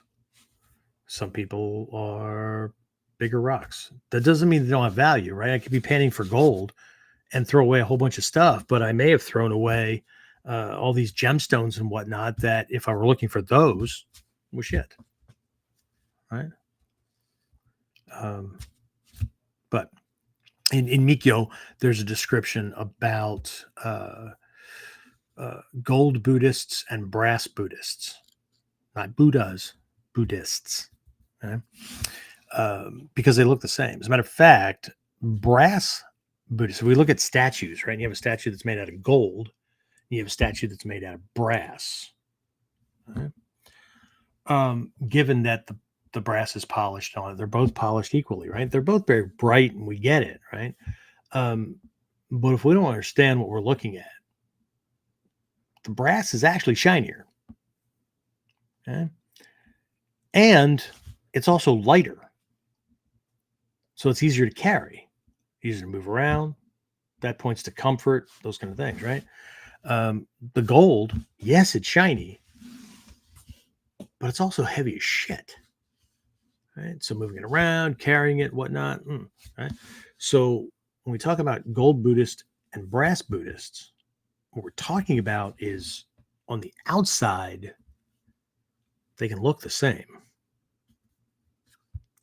But when it comes to value, what they're made of on the inside, this goes back to those other traits, humility and obsessed with the learning process and willing to sacrifice to the process. And so teacher leads, I follow, that kind of thing, right? They're not the same. Brass Buddha statues are typically hollow. And they're cheap. But you shine them up, they look expensive and shiny on the shelf. Gold Buddha statues, not so much. Right? Well, I don't have a lot. Well, then. So this is not about how much money we have. This is not about whatever. It's about what we're made of or what we're willing to be made into. is not so much a Western concept. Sorry to say, especially for us Americans. Okay. But there's hope, because if we really understand the process, we don't have to give up our independence and those things that Westerners are typically built on. And even some of the Eastern, because some people are blends of Eastern, Western kind of thing, right? I apologize. I don't know how my Russian friends see themselves, but from my long distance perspective, and based on folks that I've met from that region, because I travel a lot, right?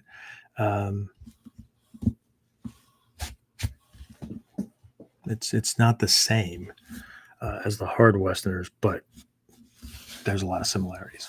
So, but anyway, only you would know because you were raised from childhood in that paradigm, right? Okay. So anyway, before I look at this balance of learning and the process that a Deshi goes through, that's not the same as these other ones, right? The other ones, all these other ones, right? The Gakusei learning information, the Kekunin learning skill, the Dokugakusha learning technique, and all that, all part of a Deshi's training as well, right? Just in case anybody's wondering how, right? These things they all go together. Yeah, they do, and a lot more. Okay.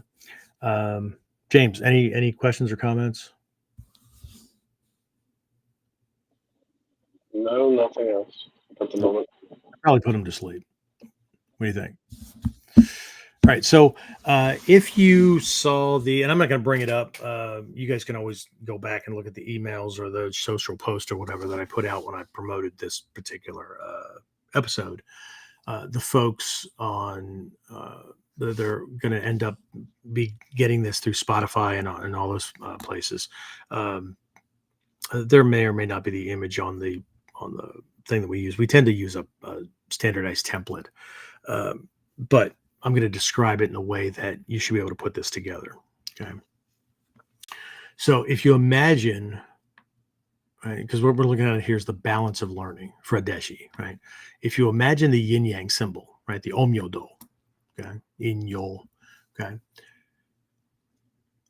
If we look at it and we see that dividing line, that S shape down through the middle, right? And then we got a light side and a dark side, and we've got the opposite color as a little circle in there, right? Okay. So, and we're not splitting hairs here. You put the words wherever you want them, but one side, right, represents independence, curiosity, exploration, right? The other side represents guidance, correction, and sacrifice to the lineage. Okay? There is a right way or wrong way based on the lineage. Right? And right down that center line, right down along that snaky S shape between those two realms, between those two halves, if you could find the kanji for Deshi, right? It's two kanji, right? But find them vertically, or I don't care how you do it, right?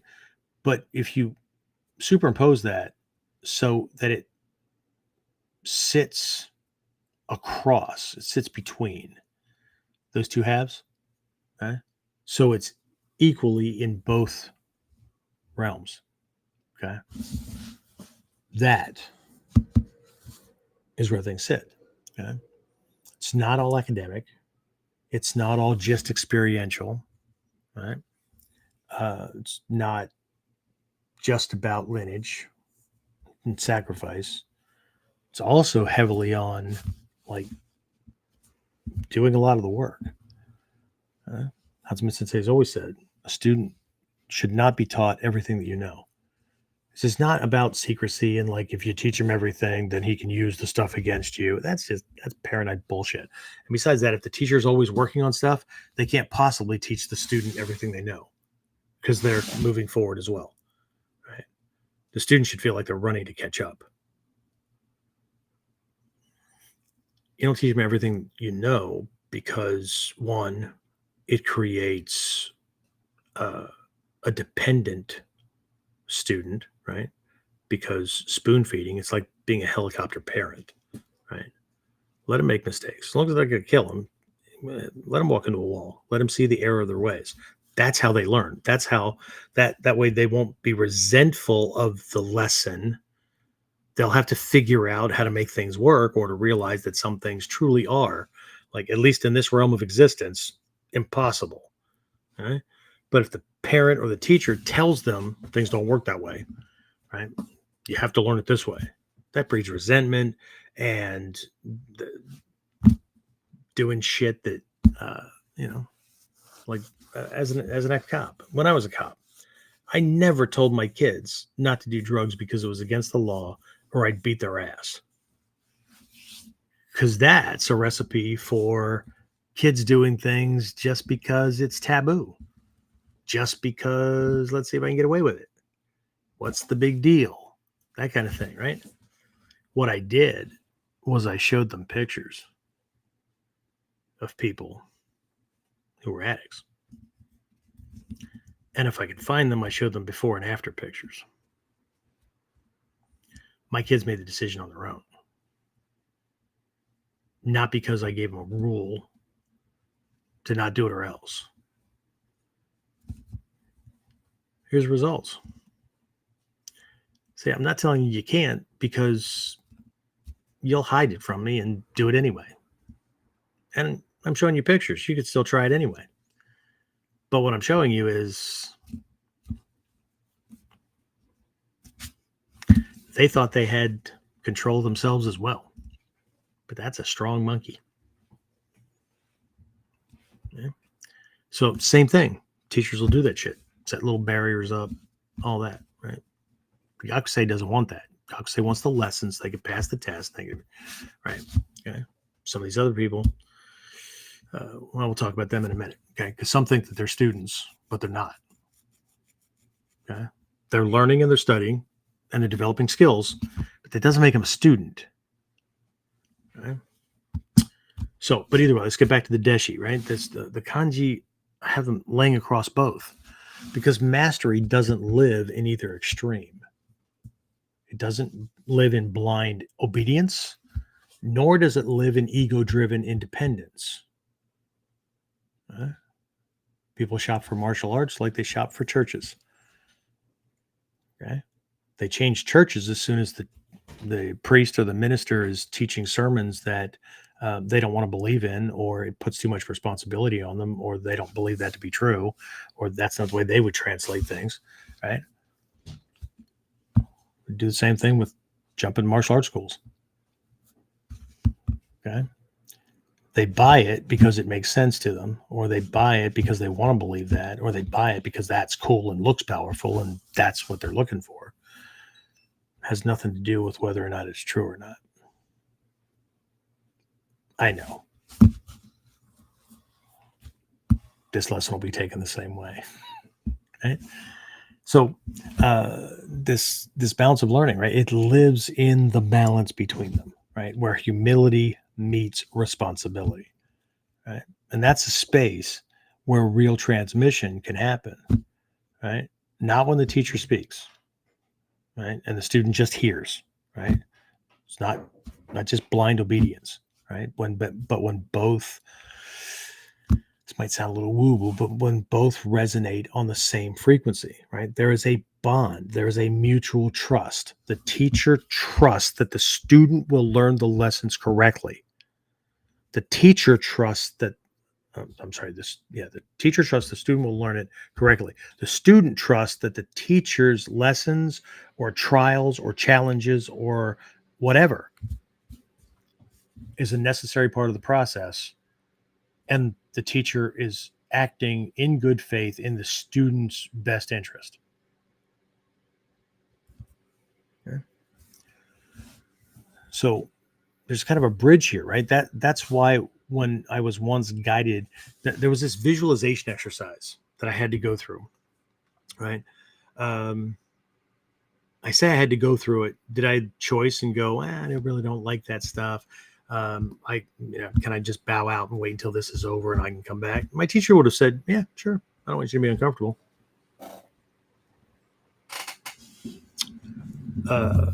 Could I have not done the exercise and just sat there with my eyes closed and thought, blah, blah, blah, blah, blah. When are we going to do the physical stuff again? Yep, could have. So, but anyway, I was guided through a visualization exercise where at the end of it, I was actually face to face with Takamatsu Sensei. Okay. So, I mean, we visualize that the whole thing, right? You visualize this forest and you build this whole thing in your mind. There's a path in front of you that's just aged. It's just this old, ancient kind of thing. And we visualized ourselves walking on this path and walking and these trees are just ancient, right? Like these ancient trees on Togakushi at a certain point, right? There's just almost a demarcation line where it goes from looking like any other forest or state park or something like that. And you walk through this ancient gate, these carved wooden statues. And immediately on the other side, it's like you stepped out into Narnia or something. It's ancient trees. It's fucking wide and tall and all this stuff. There's all these Shinto Shimenawa attached to them that represent sacred space. And anyway, so in the distance, you see what looks like a figure, and he's walking toward you. And as he gets closer, you realize, shit, this is Takamatsu Sensei. So I wasn't led to see Hatsumi Sensei. It was his teacher, right? And so, how's that feel? What kind of thoughts do you have? What kind of questions do you have? If you could ask this guy, like any question, what would it be? But before you get a chance to ask your question, right, in this exercise, right, Takamatsu Sensei asked me a question. Of course, everybody that's doing the exercise, it's personal. It's to you, right? So you just ask one simple question. And the question is, what gives you the right to learn my martial art? Why should I give you these secrets? What makes you worthy of this kind of power? I know it sounds like three different questions, but it's not. It just comes from three different perspectives, but it's the same question, right? What makes you worthy? Right? Question changed everything for me. Right?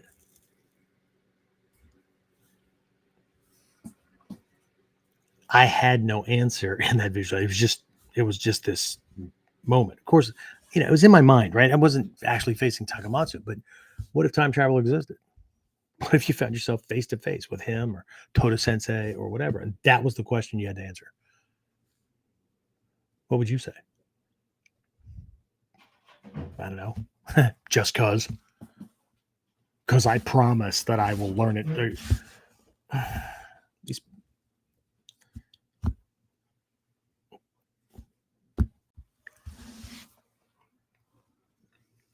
Anyway, so when the teacher recognizes the student, right? These are like, if we think about some of these stories about when Hatsumi Sensei met Takamatsu, when Ishizuka Sensei met Hatsumi Sensei, right? These are transformational moments across generations, right? When Hatsumi Sensei met Takamatsu Sensei, he believed that all martial arts were just different ways to fight, right? He would learn anything. He was so focused on, he talked about this stuff, right? So focused on, like, trained all the time to be the strongest, the fastest, the most resilient, right? To be the warrior's warrior. And then he meets Takamatsu Sensei, and he's explaining all this stuff about I know how to do this and whatever. Takamatsu Sensei just dismissed it. Yeah. Okay, that's all good, right? But can you survive? Well, shit, I've just been telling you about all this stuff. Of course I can survive. Right? Yeah, okay, but can you survive? Okay, well, survive what? I don't know. Anything that happens, not just fights. Right? Can you survive anything? Can you survive heartbreak? Can you survive, right, collapse of your social structure, family, whatever? Okay? What he discovered was that ninjutsu wasn't about fighting at all. It was about living purposefully and being able to handle anything that came up. We were just doing it through the study of conflict. It was about surviving whatever came up. Okay. And then this ended up being reinforced by that illness, that stomach cancer that almost killed him. Right. He had all these students, right? He'd given all the students Menkyo Kaiden in a given lineage, right? Way back in the day, because nobody was at a point where if he passed, that he could pass all these things on to. So he split it up. Kind of like today. But it almost killed him, right? Where he experienced that lesson, right? That physical power, that stamina, that strength that he treasured all throughout his martial career to that point, right? Was useless if he was ill, if he was broken, if he was exhausted, if when the attack came, if conditions weren't perfect, you're fucked. Okay? As life happens, right? The power is in our ability to adapt and use what we have, right? Not quit, not retire, or whatever is the case with like sport or competitive minded martial artists, right? Got bored with it, got it, whatever. Huh? It's very different. In the case of Ishizuka Sensei and Hatsumi Sensei, right? Ishizuka Sensei said something similar, right? He didn't find ninjutsu. He said it found him through Soke. Right? And that bond was so deep, it stopped being a choice. It became destiny. His words, not mine. Okay? My own journey, right? And again, some of these names are probably not fashionable or whatever, but when I met Stephen Hayes and then Shiroshi Malmstrom and eventually Hatsumi Sensei, right? But when I met them, right, I thought I was simply exploring another martial art, a better, hopefully, right, method for self-defense, right? I was a, military cop, counterterrorism guy, whatever, right? Don't want to die on the streets. And the shit that we were being taught, nothing like being a graduate of Tuesday, Wednesday, and Thursday's class. You graduated Thursday at 3 o'clock. Okay? But the lessons about life and perspective and whatnot, I mean, like this, I thought I was just here to like learn how to punch, block, and kick better, or to, put somebody in a restraint and all that kind of stuff, right? And then then the moment I met Hatsumi Sensei, it was as though the art itself reached out and said, "Do you want it?" I absolutely felt like I had no idea what this stuff was called. Zero. I knew what I was looking for. And then the more I got with the philosophy and all that kind of stuff, that just like drilled in even more. But just like Hatsumi Sensei, just like Ishizuka Sensei, I dropped everything else. And it wasn't an egocentric, because I went searching for this stuff, right? When I was introduced to ninjutsu, I was stationed with the United States Army in South Korea. I was a private, low rank, low money, family back home, 75, 80% of my money went home to them. I had enough to like, treat myself to a meal or two or a beer or three or whatever until the next paycheck came. Hatsumi Sensei, Japan was close. I mean, if you look at a map, it was way closer than back home. But right, Stephen Hayes was in Ohio, Pennsylvania, way closer now than then. But Hatsumi Sensei in Japan could have been an entire planet away. It's just the same distance. But I had a choice. Find somebody who was teaching something. And I did. I mean, I was doing Kung Fu because that was available on the military post where I was stationed. Taekwondo. I was in Korea. Friggin' everywhere. Right? But based on my experience with violence, inside and outside my home, all that. Right? Something specific. And then when I found it, remember, I didn't even know what the name was. Oh, is that what it's called? No idea. Yeah.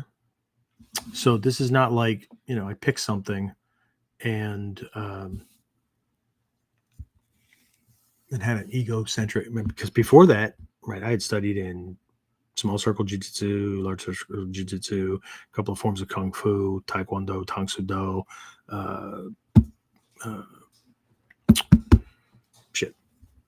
either way, name escaped me at the moment. There was a brand of Kung Fu, Jeet Kune Do.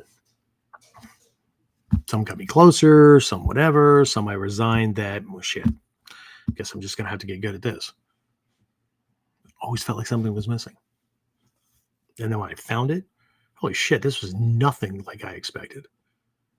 And yet it was like way more than I expected. Okay. And then it wasn't until way later, 10, 15, well, no, shit. I was with my ex-wife then. So 20, 25 years ago, I decided I wanted to learn Japanese more. And we have a local university, right? And some of these Anglo professors are married to native Japanese. And these native Japanese were, available as tutors to help learn the Japanese language. Sold, sign me up once a week. Here's some money, give me a lesson, work it, practice it. And one of these, I needed to write a letter to Sensei, and I wanted to do it myself instead of giving it to somebody else to translate, all that kind of stuff. I wanted to do it myself. And so I wrote this thing out, and I just asked her, would you help me translate this thing and whatnot? And so I brought it in, and she stopped at the very first line, right? Where I used the term Sensei. Because we had talked about what I do. We actually met to do my classes in my dojo, right? During downtime. So we had these conversations. She was Japanese. She was interested, not in training, just in that aspect of her own culture.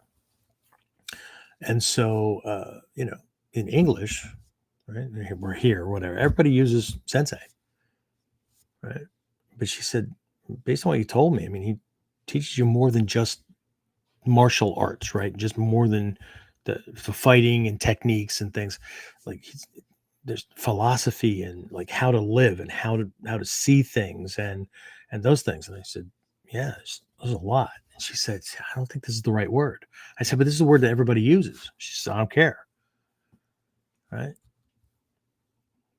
She said, in Japan, there's a deeper word, shisho. Shisho means master of the way. And it's used by people in martial arts and whatnot, master, that kind of thing, right? But she said, to the average Japanese, shisho points beyond the martial aspects. It's about all aspects, right? Shisho is a teacher of life. They're a mentor. They're a guide. They go way beyond a sensei who is a teacher, a guide, or an instructor, right? So everybody's a teacher. She said even somebody like, they could be a lawyer, but if a new lawyer out of law school or whatever is just trying to be the best kind of lawyer and stuff, somebody might point to some older guy or whatever that's a lawyer and stuff, and or people might refer to them with their last name, maybe it's Yamamoto or whatever, right? And add the term sensei to the end of it. People might go, see a teacher, see a martial arts teacher. No, what they're pointing to is that if you're trying to learn this, um, copy him, right? So it's more of an honorific where the thing that you're studying and learning, in this case, law or whatever, right? It's the practice of something, right? It's like the skills, right? Yeah, emulate him. Okay. But Shisho, that goes way, way past, right? It's a life teacher, like somebody who shapes your being at your very core, strips away what you thought you knew about what's going on to show you the way things work, right?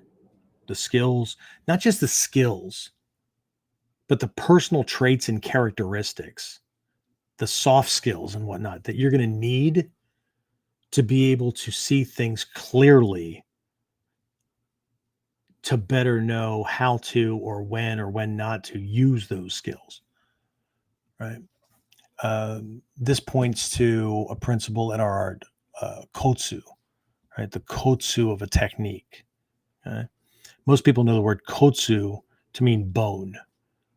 Some people know that kotsu could also be ego, right? Like your sternum. In Japanese, the sternum is called the big ego bone, okay? Because bone is kotsu, but ego is also kotsu, different kanji.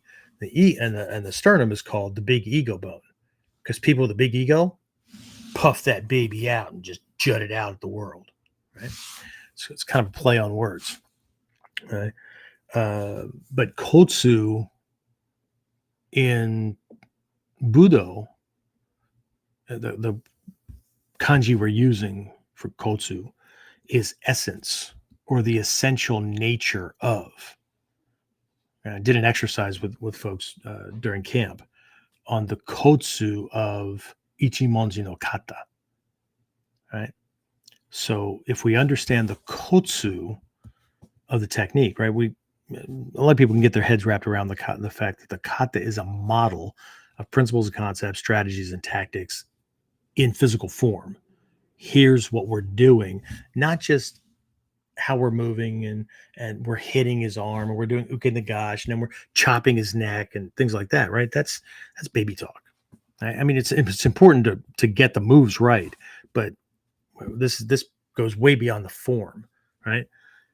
That when I learned that the forms were not just for the forms for fighting, the forms were examples of these invisible things, the principles and concepts and things like that, then every kata is not just an example for how to win a fight, a physical fight.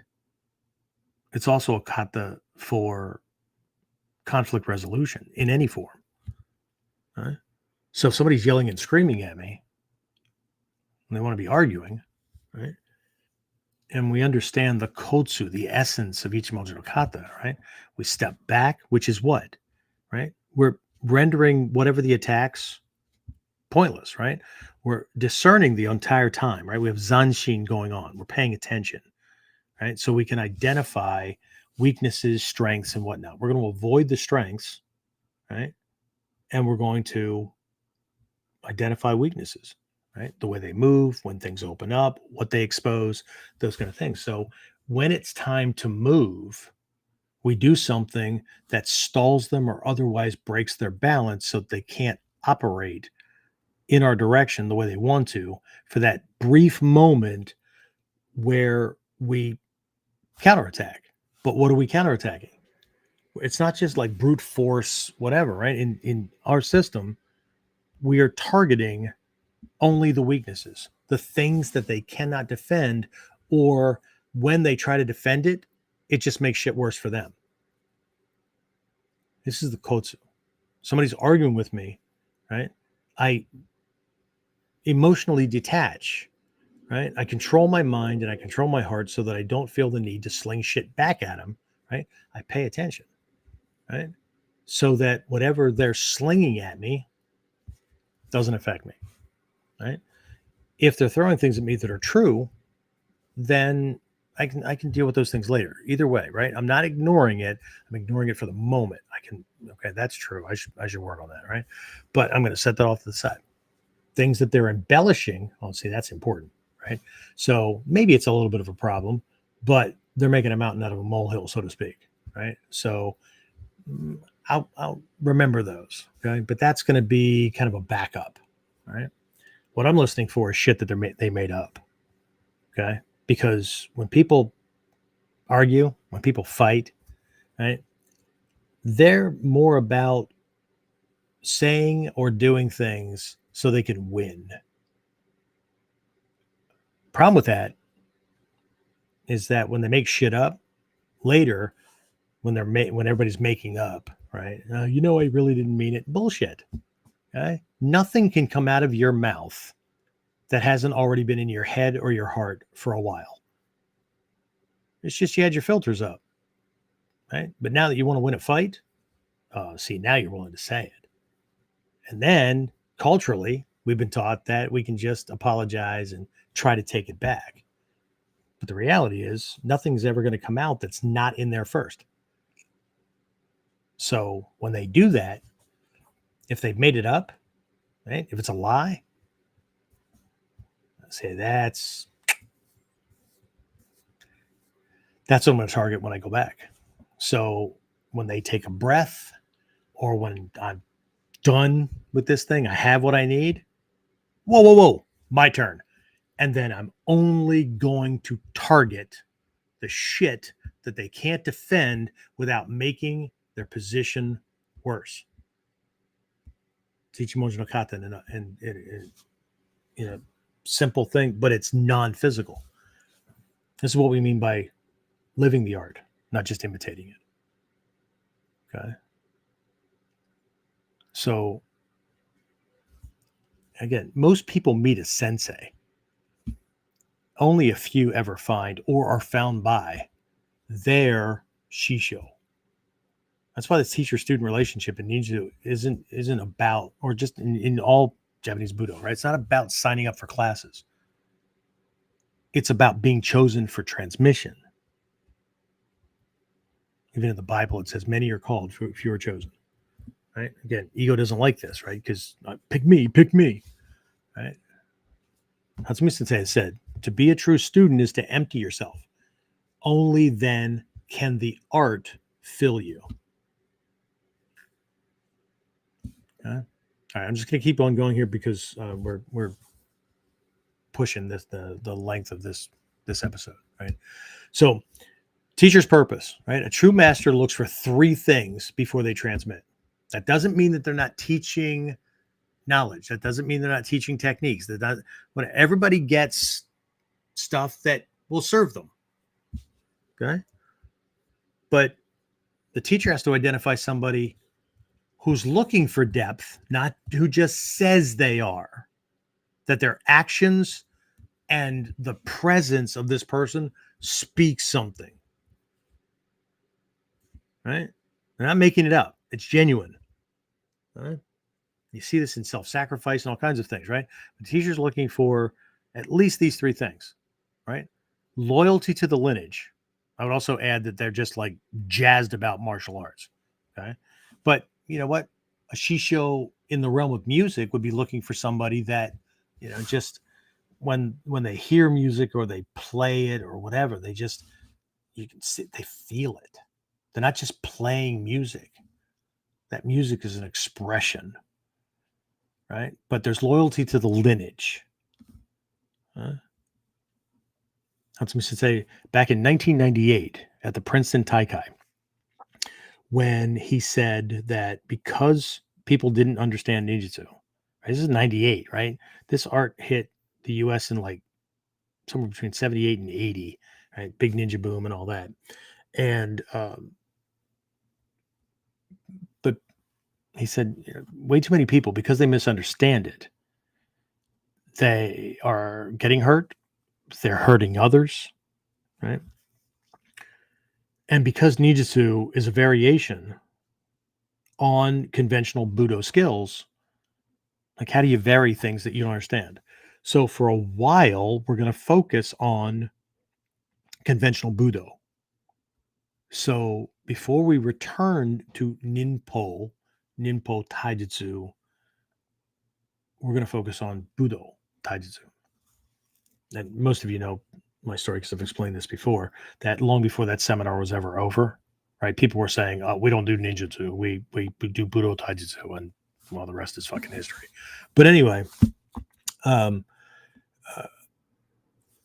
what he said, and this was on the heels also of Manaka Sensei leaving and forming the Bujinkan and whatnot, right?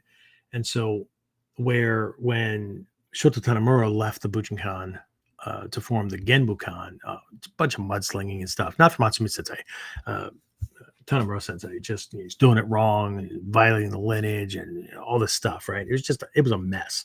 I don't know how many people know that Tanemura Sensei is Hatsumi Sensei's cousin. A big hoopla that went on at the funeral for Hatsumi Sensei's mother.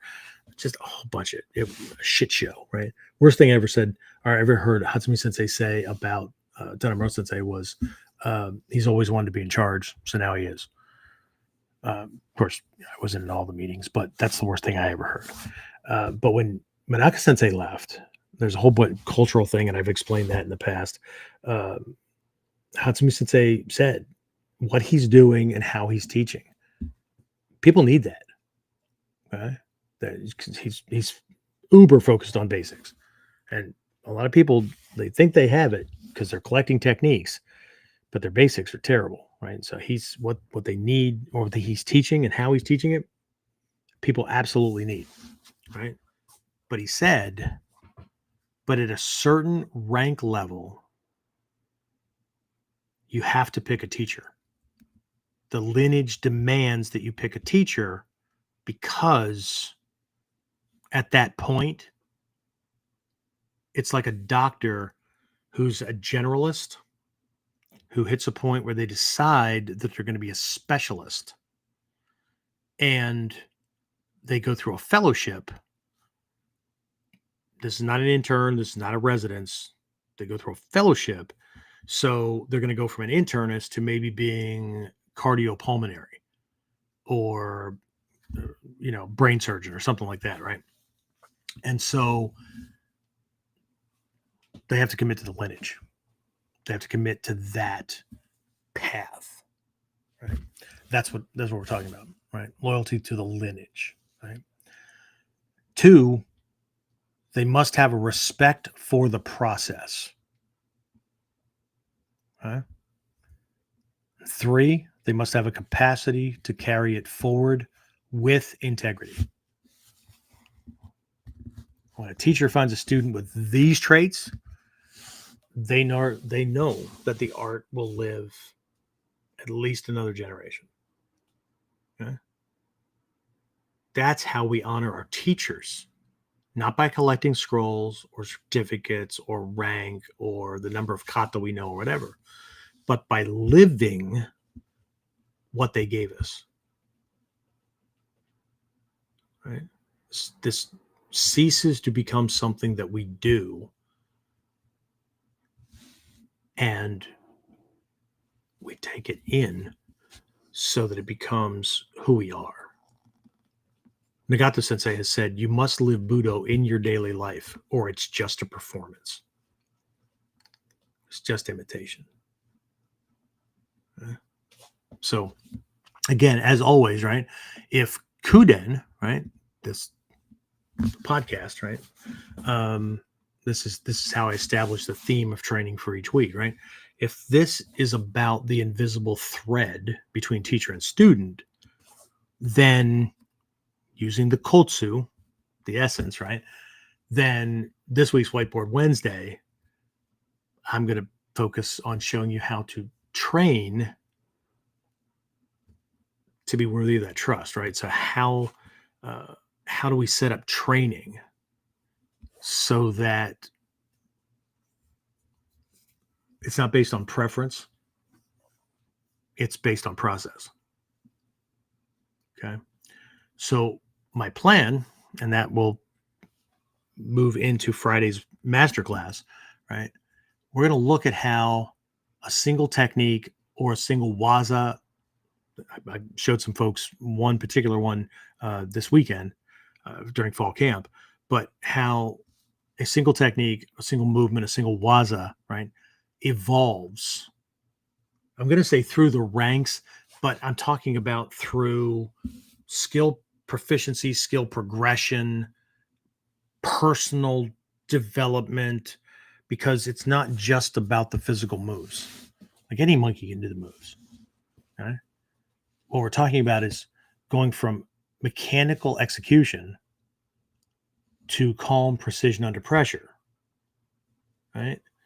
The range, the distance between the attack and the defensive move gets smaller.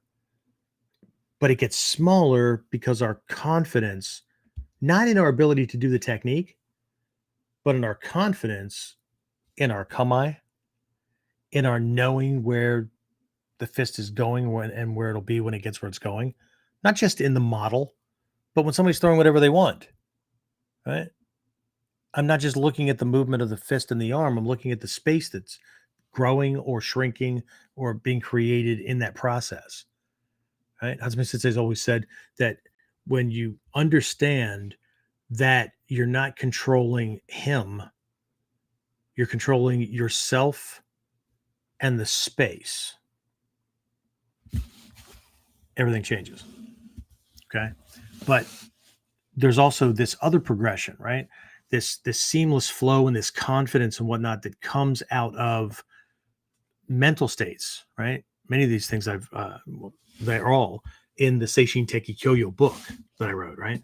So these things come from the development of Fudoshin, right? The immovable heart, the unshakable mind, right? Heijoshin, where this becomes how you move, right? It's no different than any other daily task that you don't even freaking think about when you do it. And ultimately, Mushin, right? Clear mind, where you're not guessing, you're not assuming, you're not thinking about the technique before he throws that punch because you know he's going to throw that fist. Well, because that's what the teacher demonstrated. But what if this guy has free will? Right? That kind of stuff, right? Because again, mastery isn't about learning more. It's about deepening your understanding of what you already know until it becomes part of who you are. And that leads into a quote I've been using from Hatsumi Sensei for the last 6 months to a year, right? People focus on collecting techniques, wanting to get onto the next one. And what he said is they want to move to the next thing before they understand that technique to the level they should. Because ego wants to be entertained. Right? So kind of wrap this up, and I'll take some questions if they're out there, or I'll handle some comments. But when the teacher finds the right student, right? When the shisho finds the deshi, it's not just a relationship. It's not just an agreement between two people. It's an agreement with the lineage. It's an agreement with all past masters who have come before. And again, at the risk of sounding woo-woo, it's an agreement with the universe. Right? Ultimate truth. One promises to protect and guide. The other promises to carry and preserve. Okay? Hatsumi Sensei has also said, Ninjutsu is not about winning against others. It's about winning against yourself. Takamatsu Sensei, again, I'm getting these things from Hatsumi Sensei. Right? The essence of Ninjutsu is perseverance. Keep going when others quit. These are personal character traits. These are not techniques or skills to be learned. This is a reflection of the person and who they are and what they're willing to do. Not force themselves to do, right? This is not New Year's resolutions. Right? I'm going to will myself to, no, that's not going to last very long. Right? Okay? So that's why the true transmission of this art isn't about fighting. It's about transforming who you are so that one day you can be trusted to pass it on. As long as ego wants to learn this for ego's own sake, then that person will never be a conduit. Because that's not their big why. That's not their. Now, when I first started, okay, it was about not dying. Then it was about learning as much as possible and passing things on to people so that they wouldn't die. Along the way, I'm being trusted to pass this stuff on correctly. So I may not use the same words, I may not use the same analogies, but it's the essence that perseveres. Okay?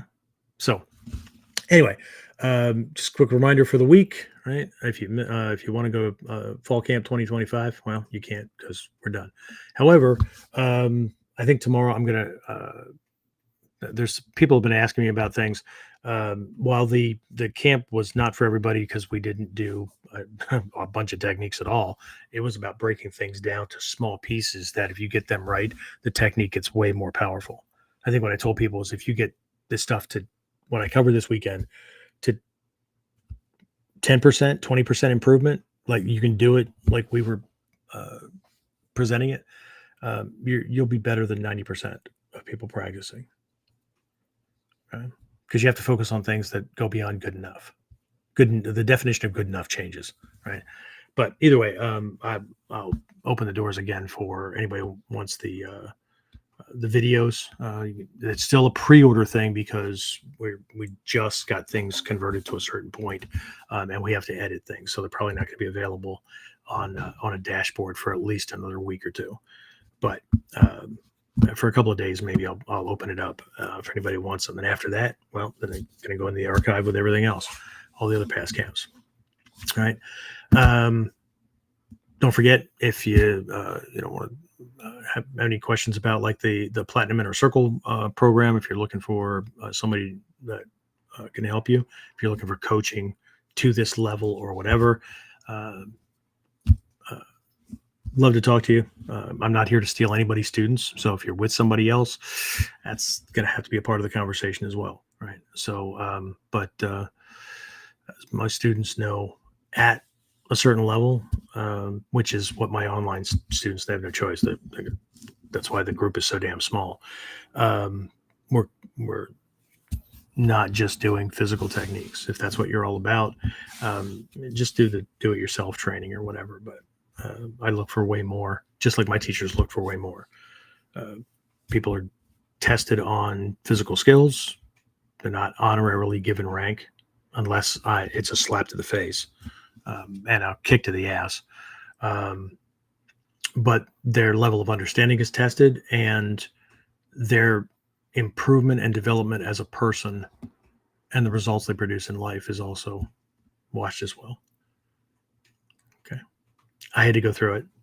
And if I'm passing this on authentically, then so do my students. So if that's not the path, then there's plenty of other people teaching, by all means. Okay. So, but again, for those who are ready to live the art, not just study it, we can have a conversation. Okay. And then don't forget, Wednesday, 3:00 Eastern time. That's where you can watch Wednesday's our Warriors Whiteboard Wednesday live. And we're going to take a look at strategic progression, setting up personal training or lesson plan or whatever, so that we can develop skill progression, right? Not just learn a technique, but develop it through levels while simultaneously developing those internal mind and heart qualities, Fudoshin, Heijushin, Mushin, those kind of things, right? How to train for mastery, not just movement. Right? That's my title for the Whiteboard Wednesday. All right.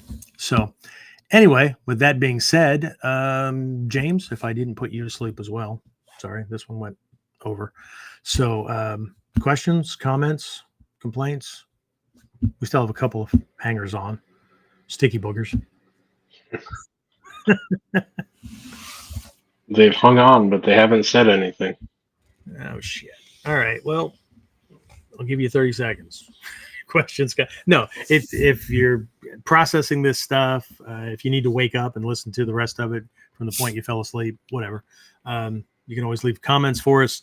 I try to get to them, but we're in a lot of places, and got a really busy schedule between mine and James and all that. But I try to get to them. Probably the most direct route. I mean, you can absolutely leave comments, right? Great training. This sucked. Whatever. Okay. It all feeds the algorithm, and I'm, all about getting this stuff into other people's hands. But if you want to converse directly, the easiest way would be through email. And you can just shoot an email to warriorc@warrior-concepts-online.com. And we can start a dialogue that way.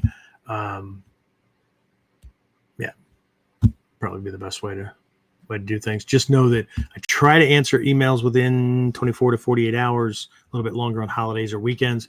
But my inner circle, my direct students, folks in my Shinobi Kai program, Nimbo Masterclass, my Mikyo students, the ones that are directly in my inner circle, they get priority.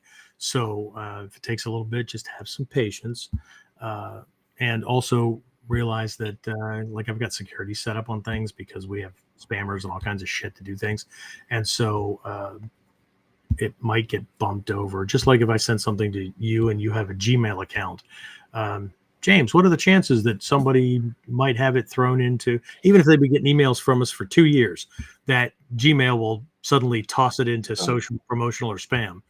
Happens all the freaking time. It does. All the time. So be a ninja, be a warrior, right? Don't send a flaming email to somebody that you might want to learn from, because nothing speaks not a match than being an asshole to a potential mentor. Things need to start with respect. But when people do that flaming thing, they think that they can bully a teacher into complying and giving them shit, like they would bully customer service or a company to give them stuff when they didn't get it fast enough, soon enough, well enough. They didn't get the whole store for 37 cents, whatever. Okay. The customer is not always right. And I'm not looking for customers. So with that, anything else? Maury just said amazing Kuden. Well, thanks, dude. So sounds like it was valuable. Otherwise, you're easily pleased, which I hope that's not the case. I hope you have high standards, higher for yourself than you have for everybody else. Because I don't know if you noticed or not, but the masses are rarely right. Okay. If you're running with the group, you're in the wrong place, because the group, the masses, operate based on comfort, not on correctness. Okay. People don't want truth. They want an illusion that seems close enough to truth for them that they're willing to accept it. And that is the truth. Yeah. All right. So with that, if there's nothing else, James, thank you very much. I appreciate it. Everybody else, hopefully I'll see you for Whiteboard Wednesday. If not, all the stuff is preserved as recordings anyway, so you can always play catch up. And don't forget, start planning now. We have our Daikomyosai New Year's training coming up. Then I think it's the 9th, 10th, and 11th of January. Is that right, James?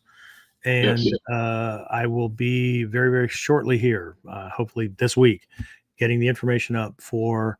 I haven't been to Japan since just before COVID, so this is the return trip, and so spring of 26 is going to be a trip to Japan. So watch for the details. I'm not the guy to just take people back and forth to Hombu for physical training. Right? We go to historically relevant places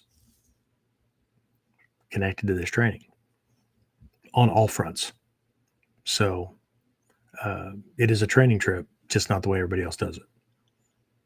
Because that's just limiting the art to one aspect.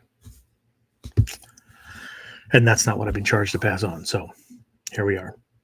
All right. So anyway, again, James, thank you very much. Everybody else, I will see you next time. If I don't see you in any of the training or classes between now and then, I'll see you next time on Kuden.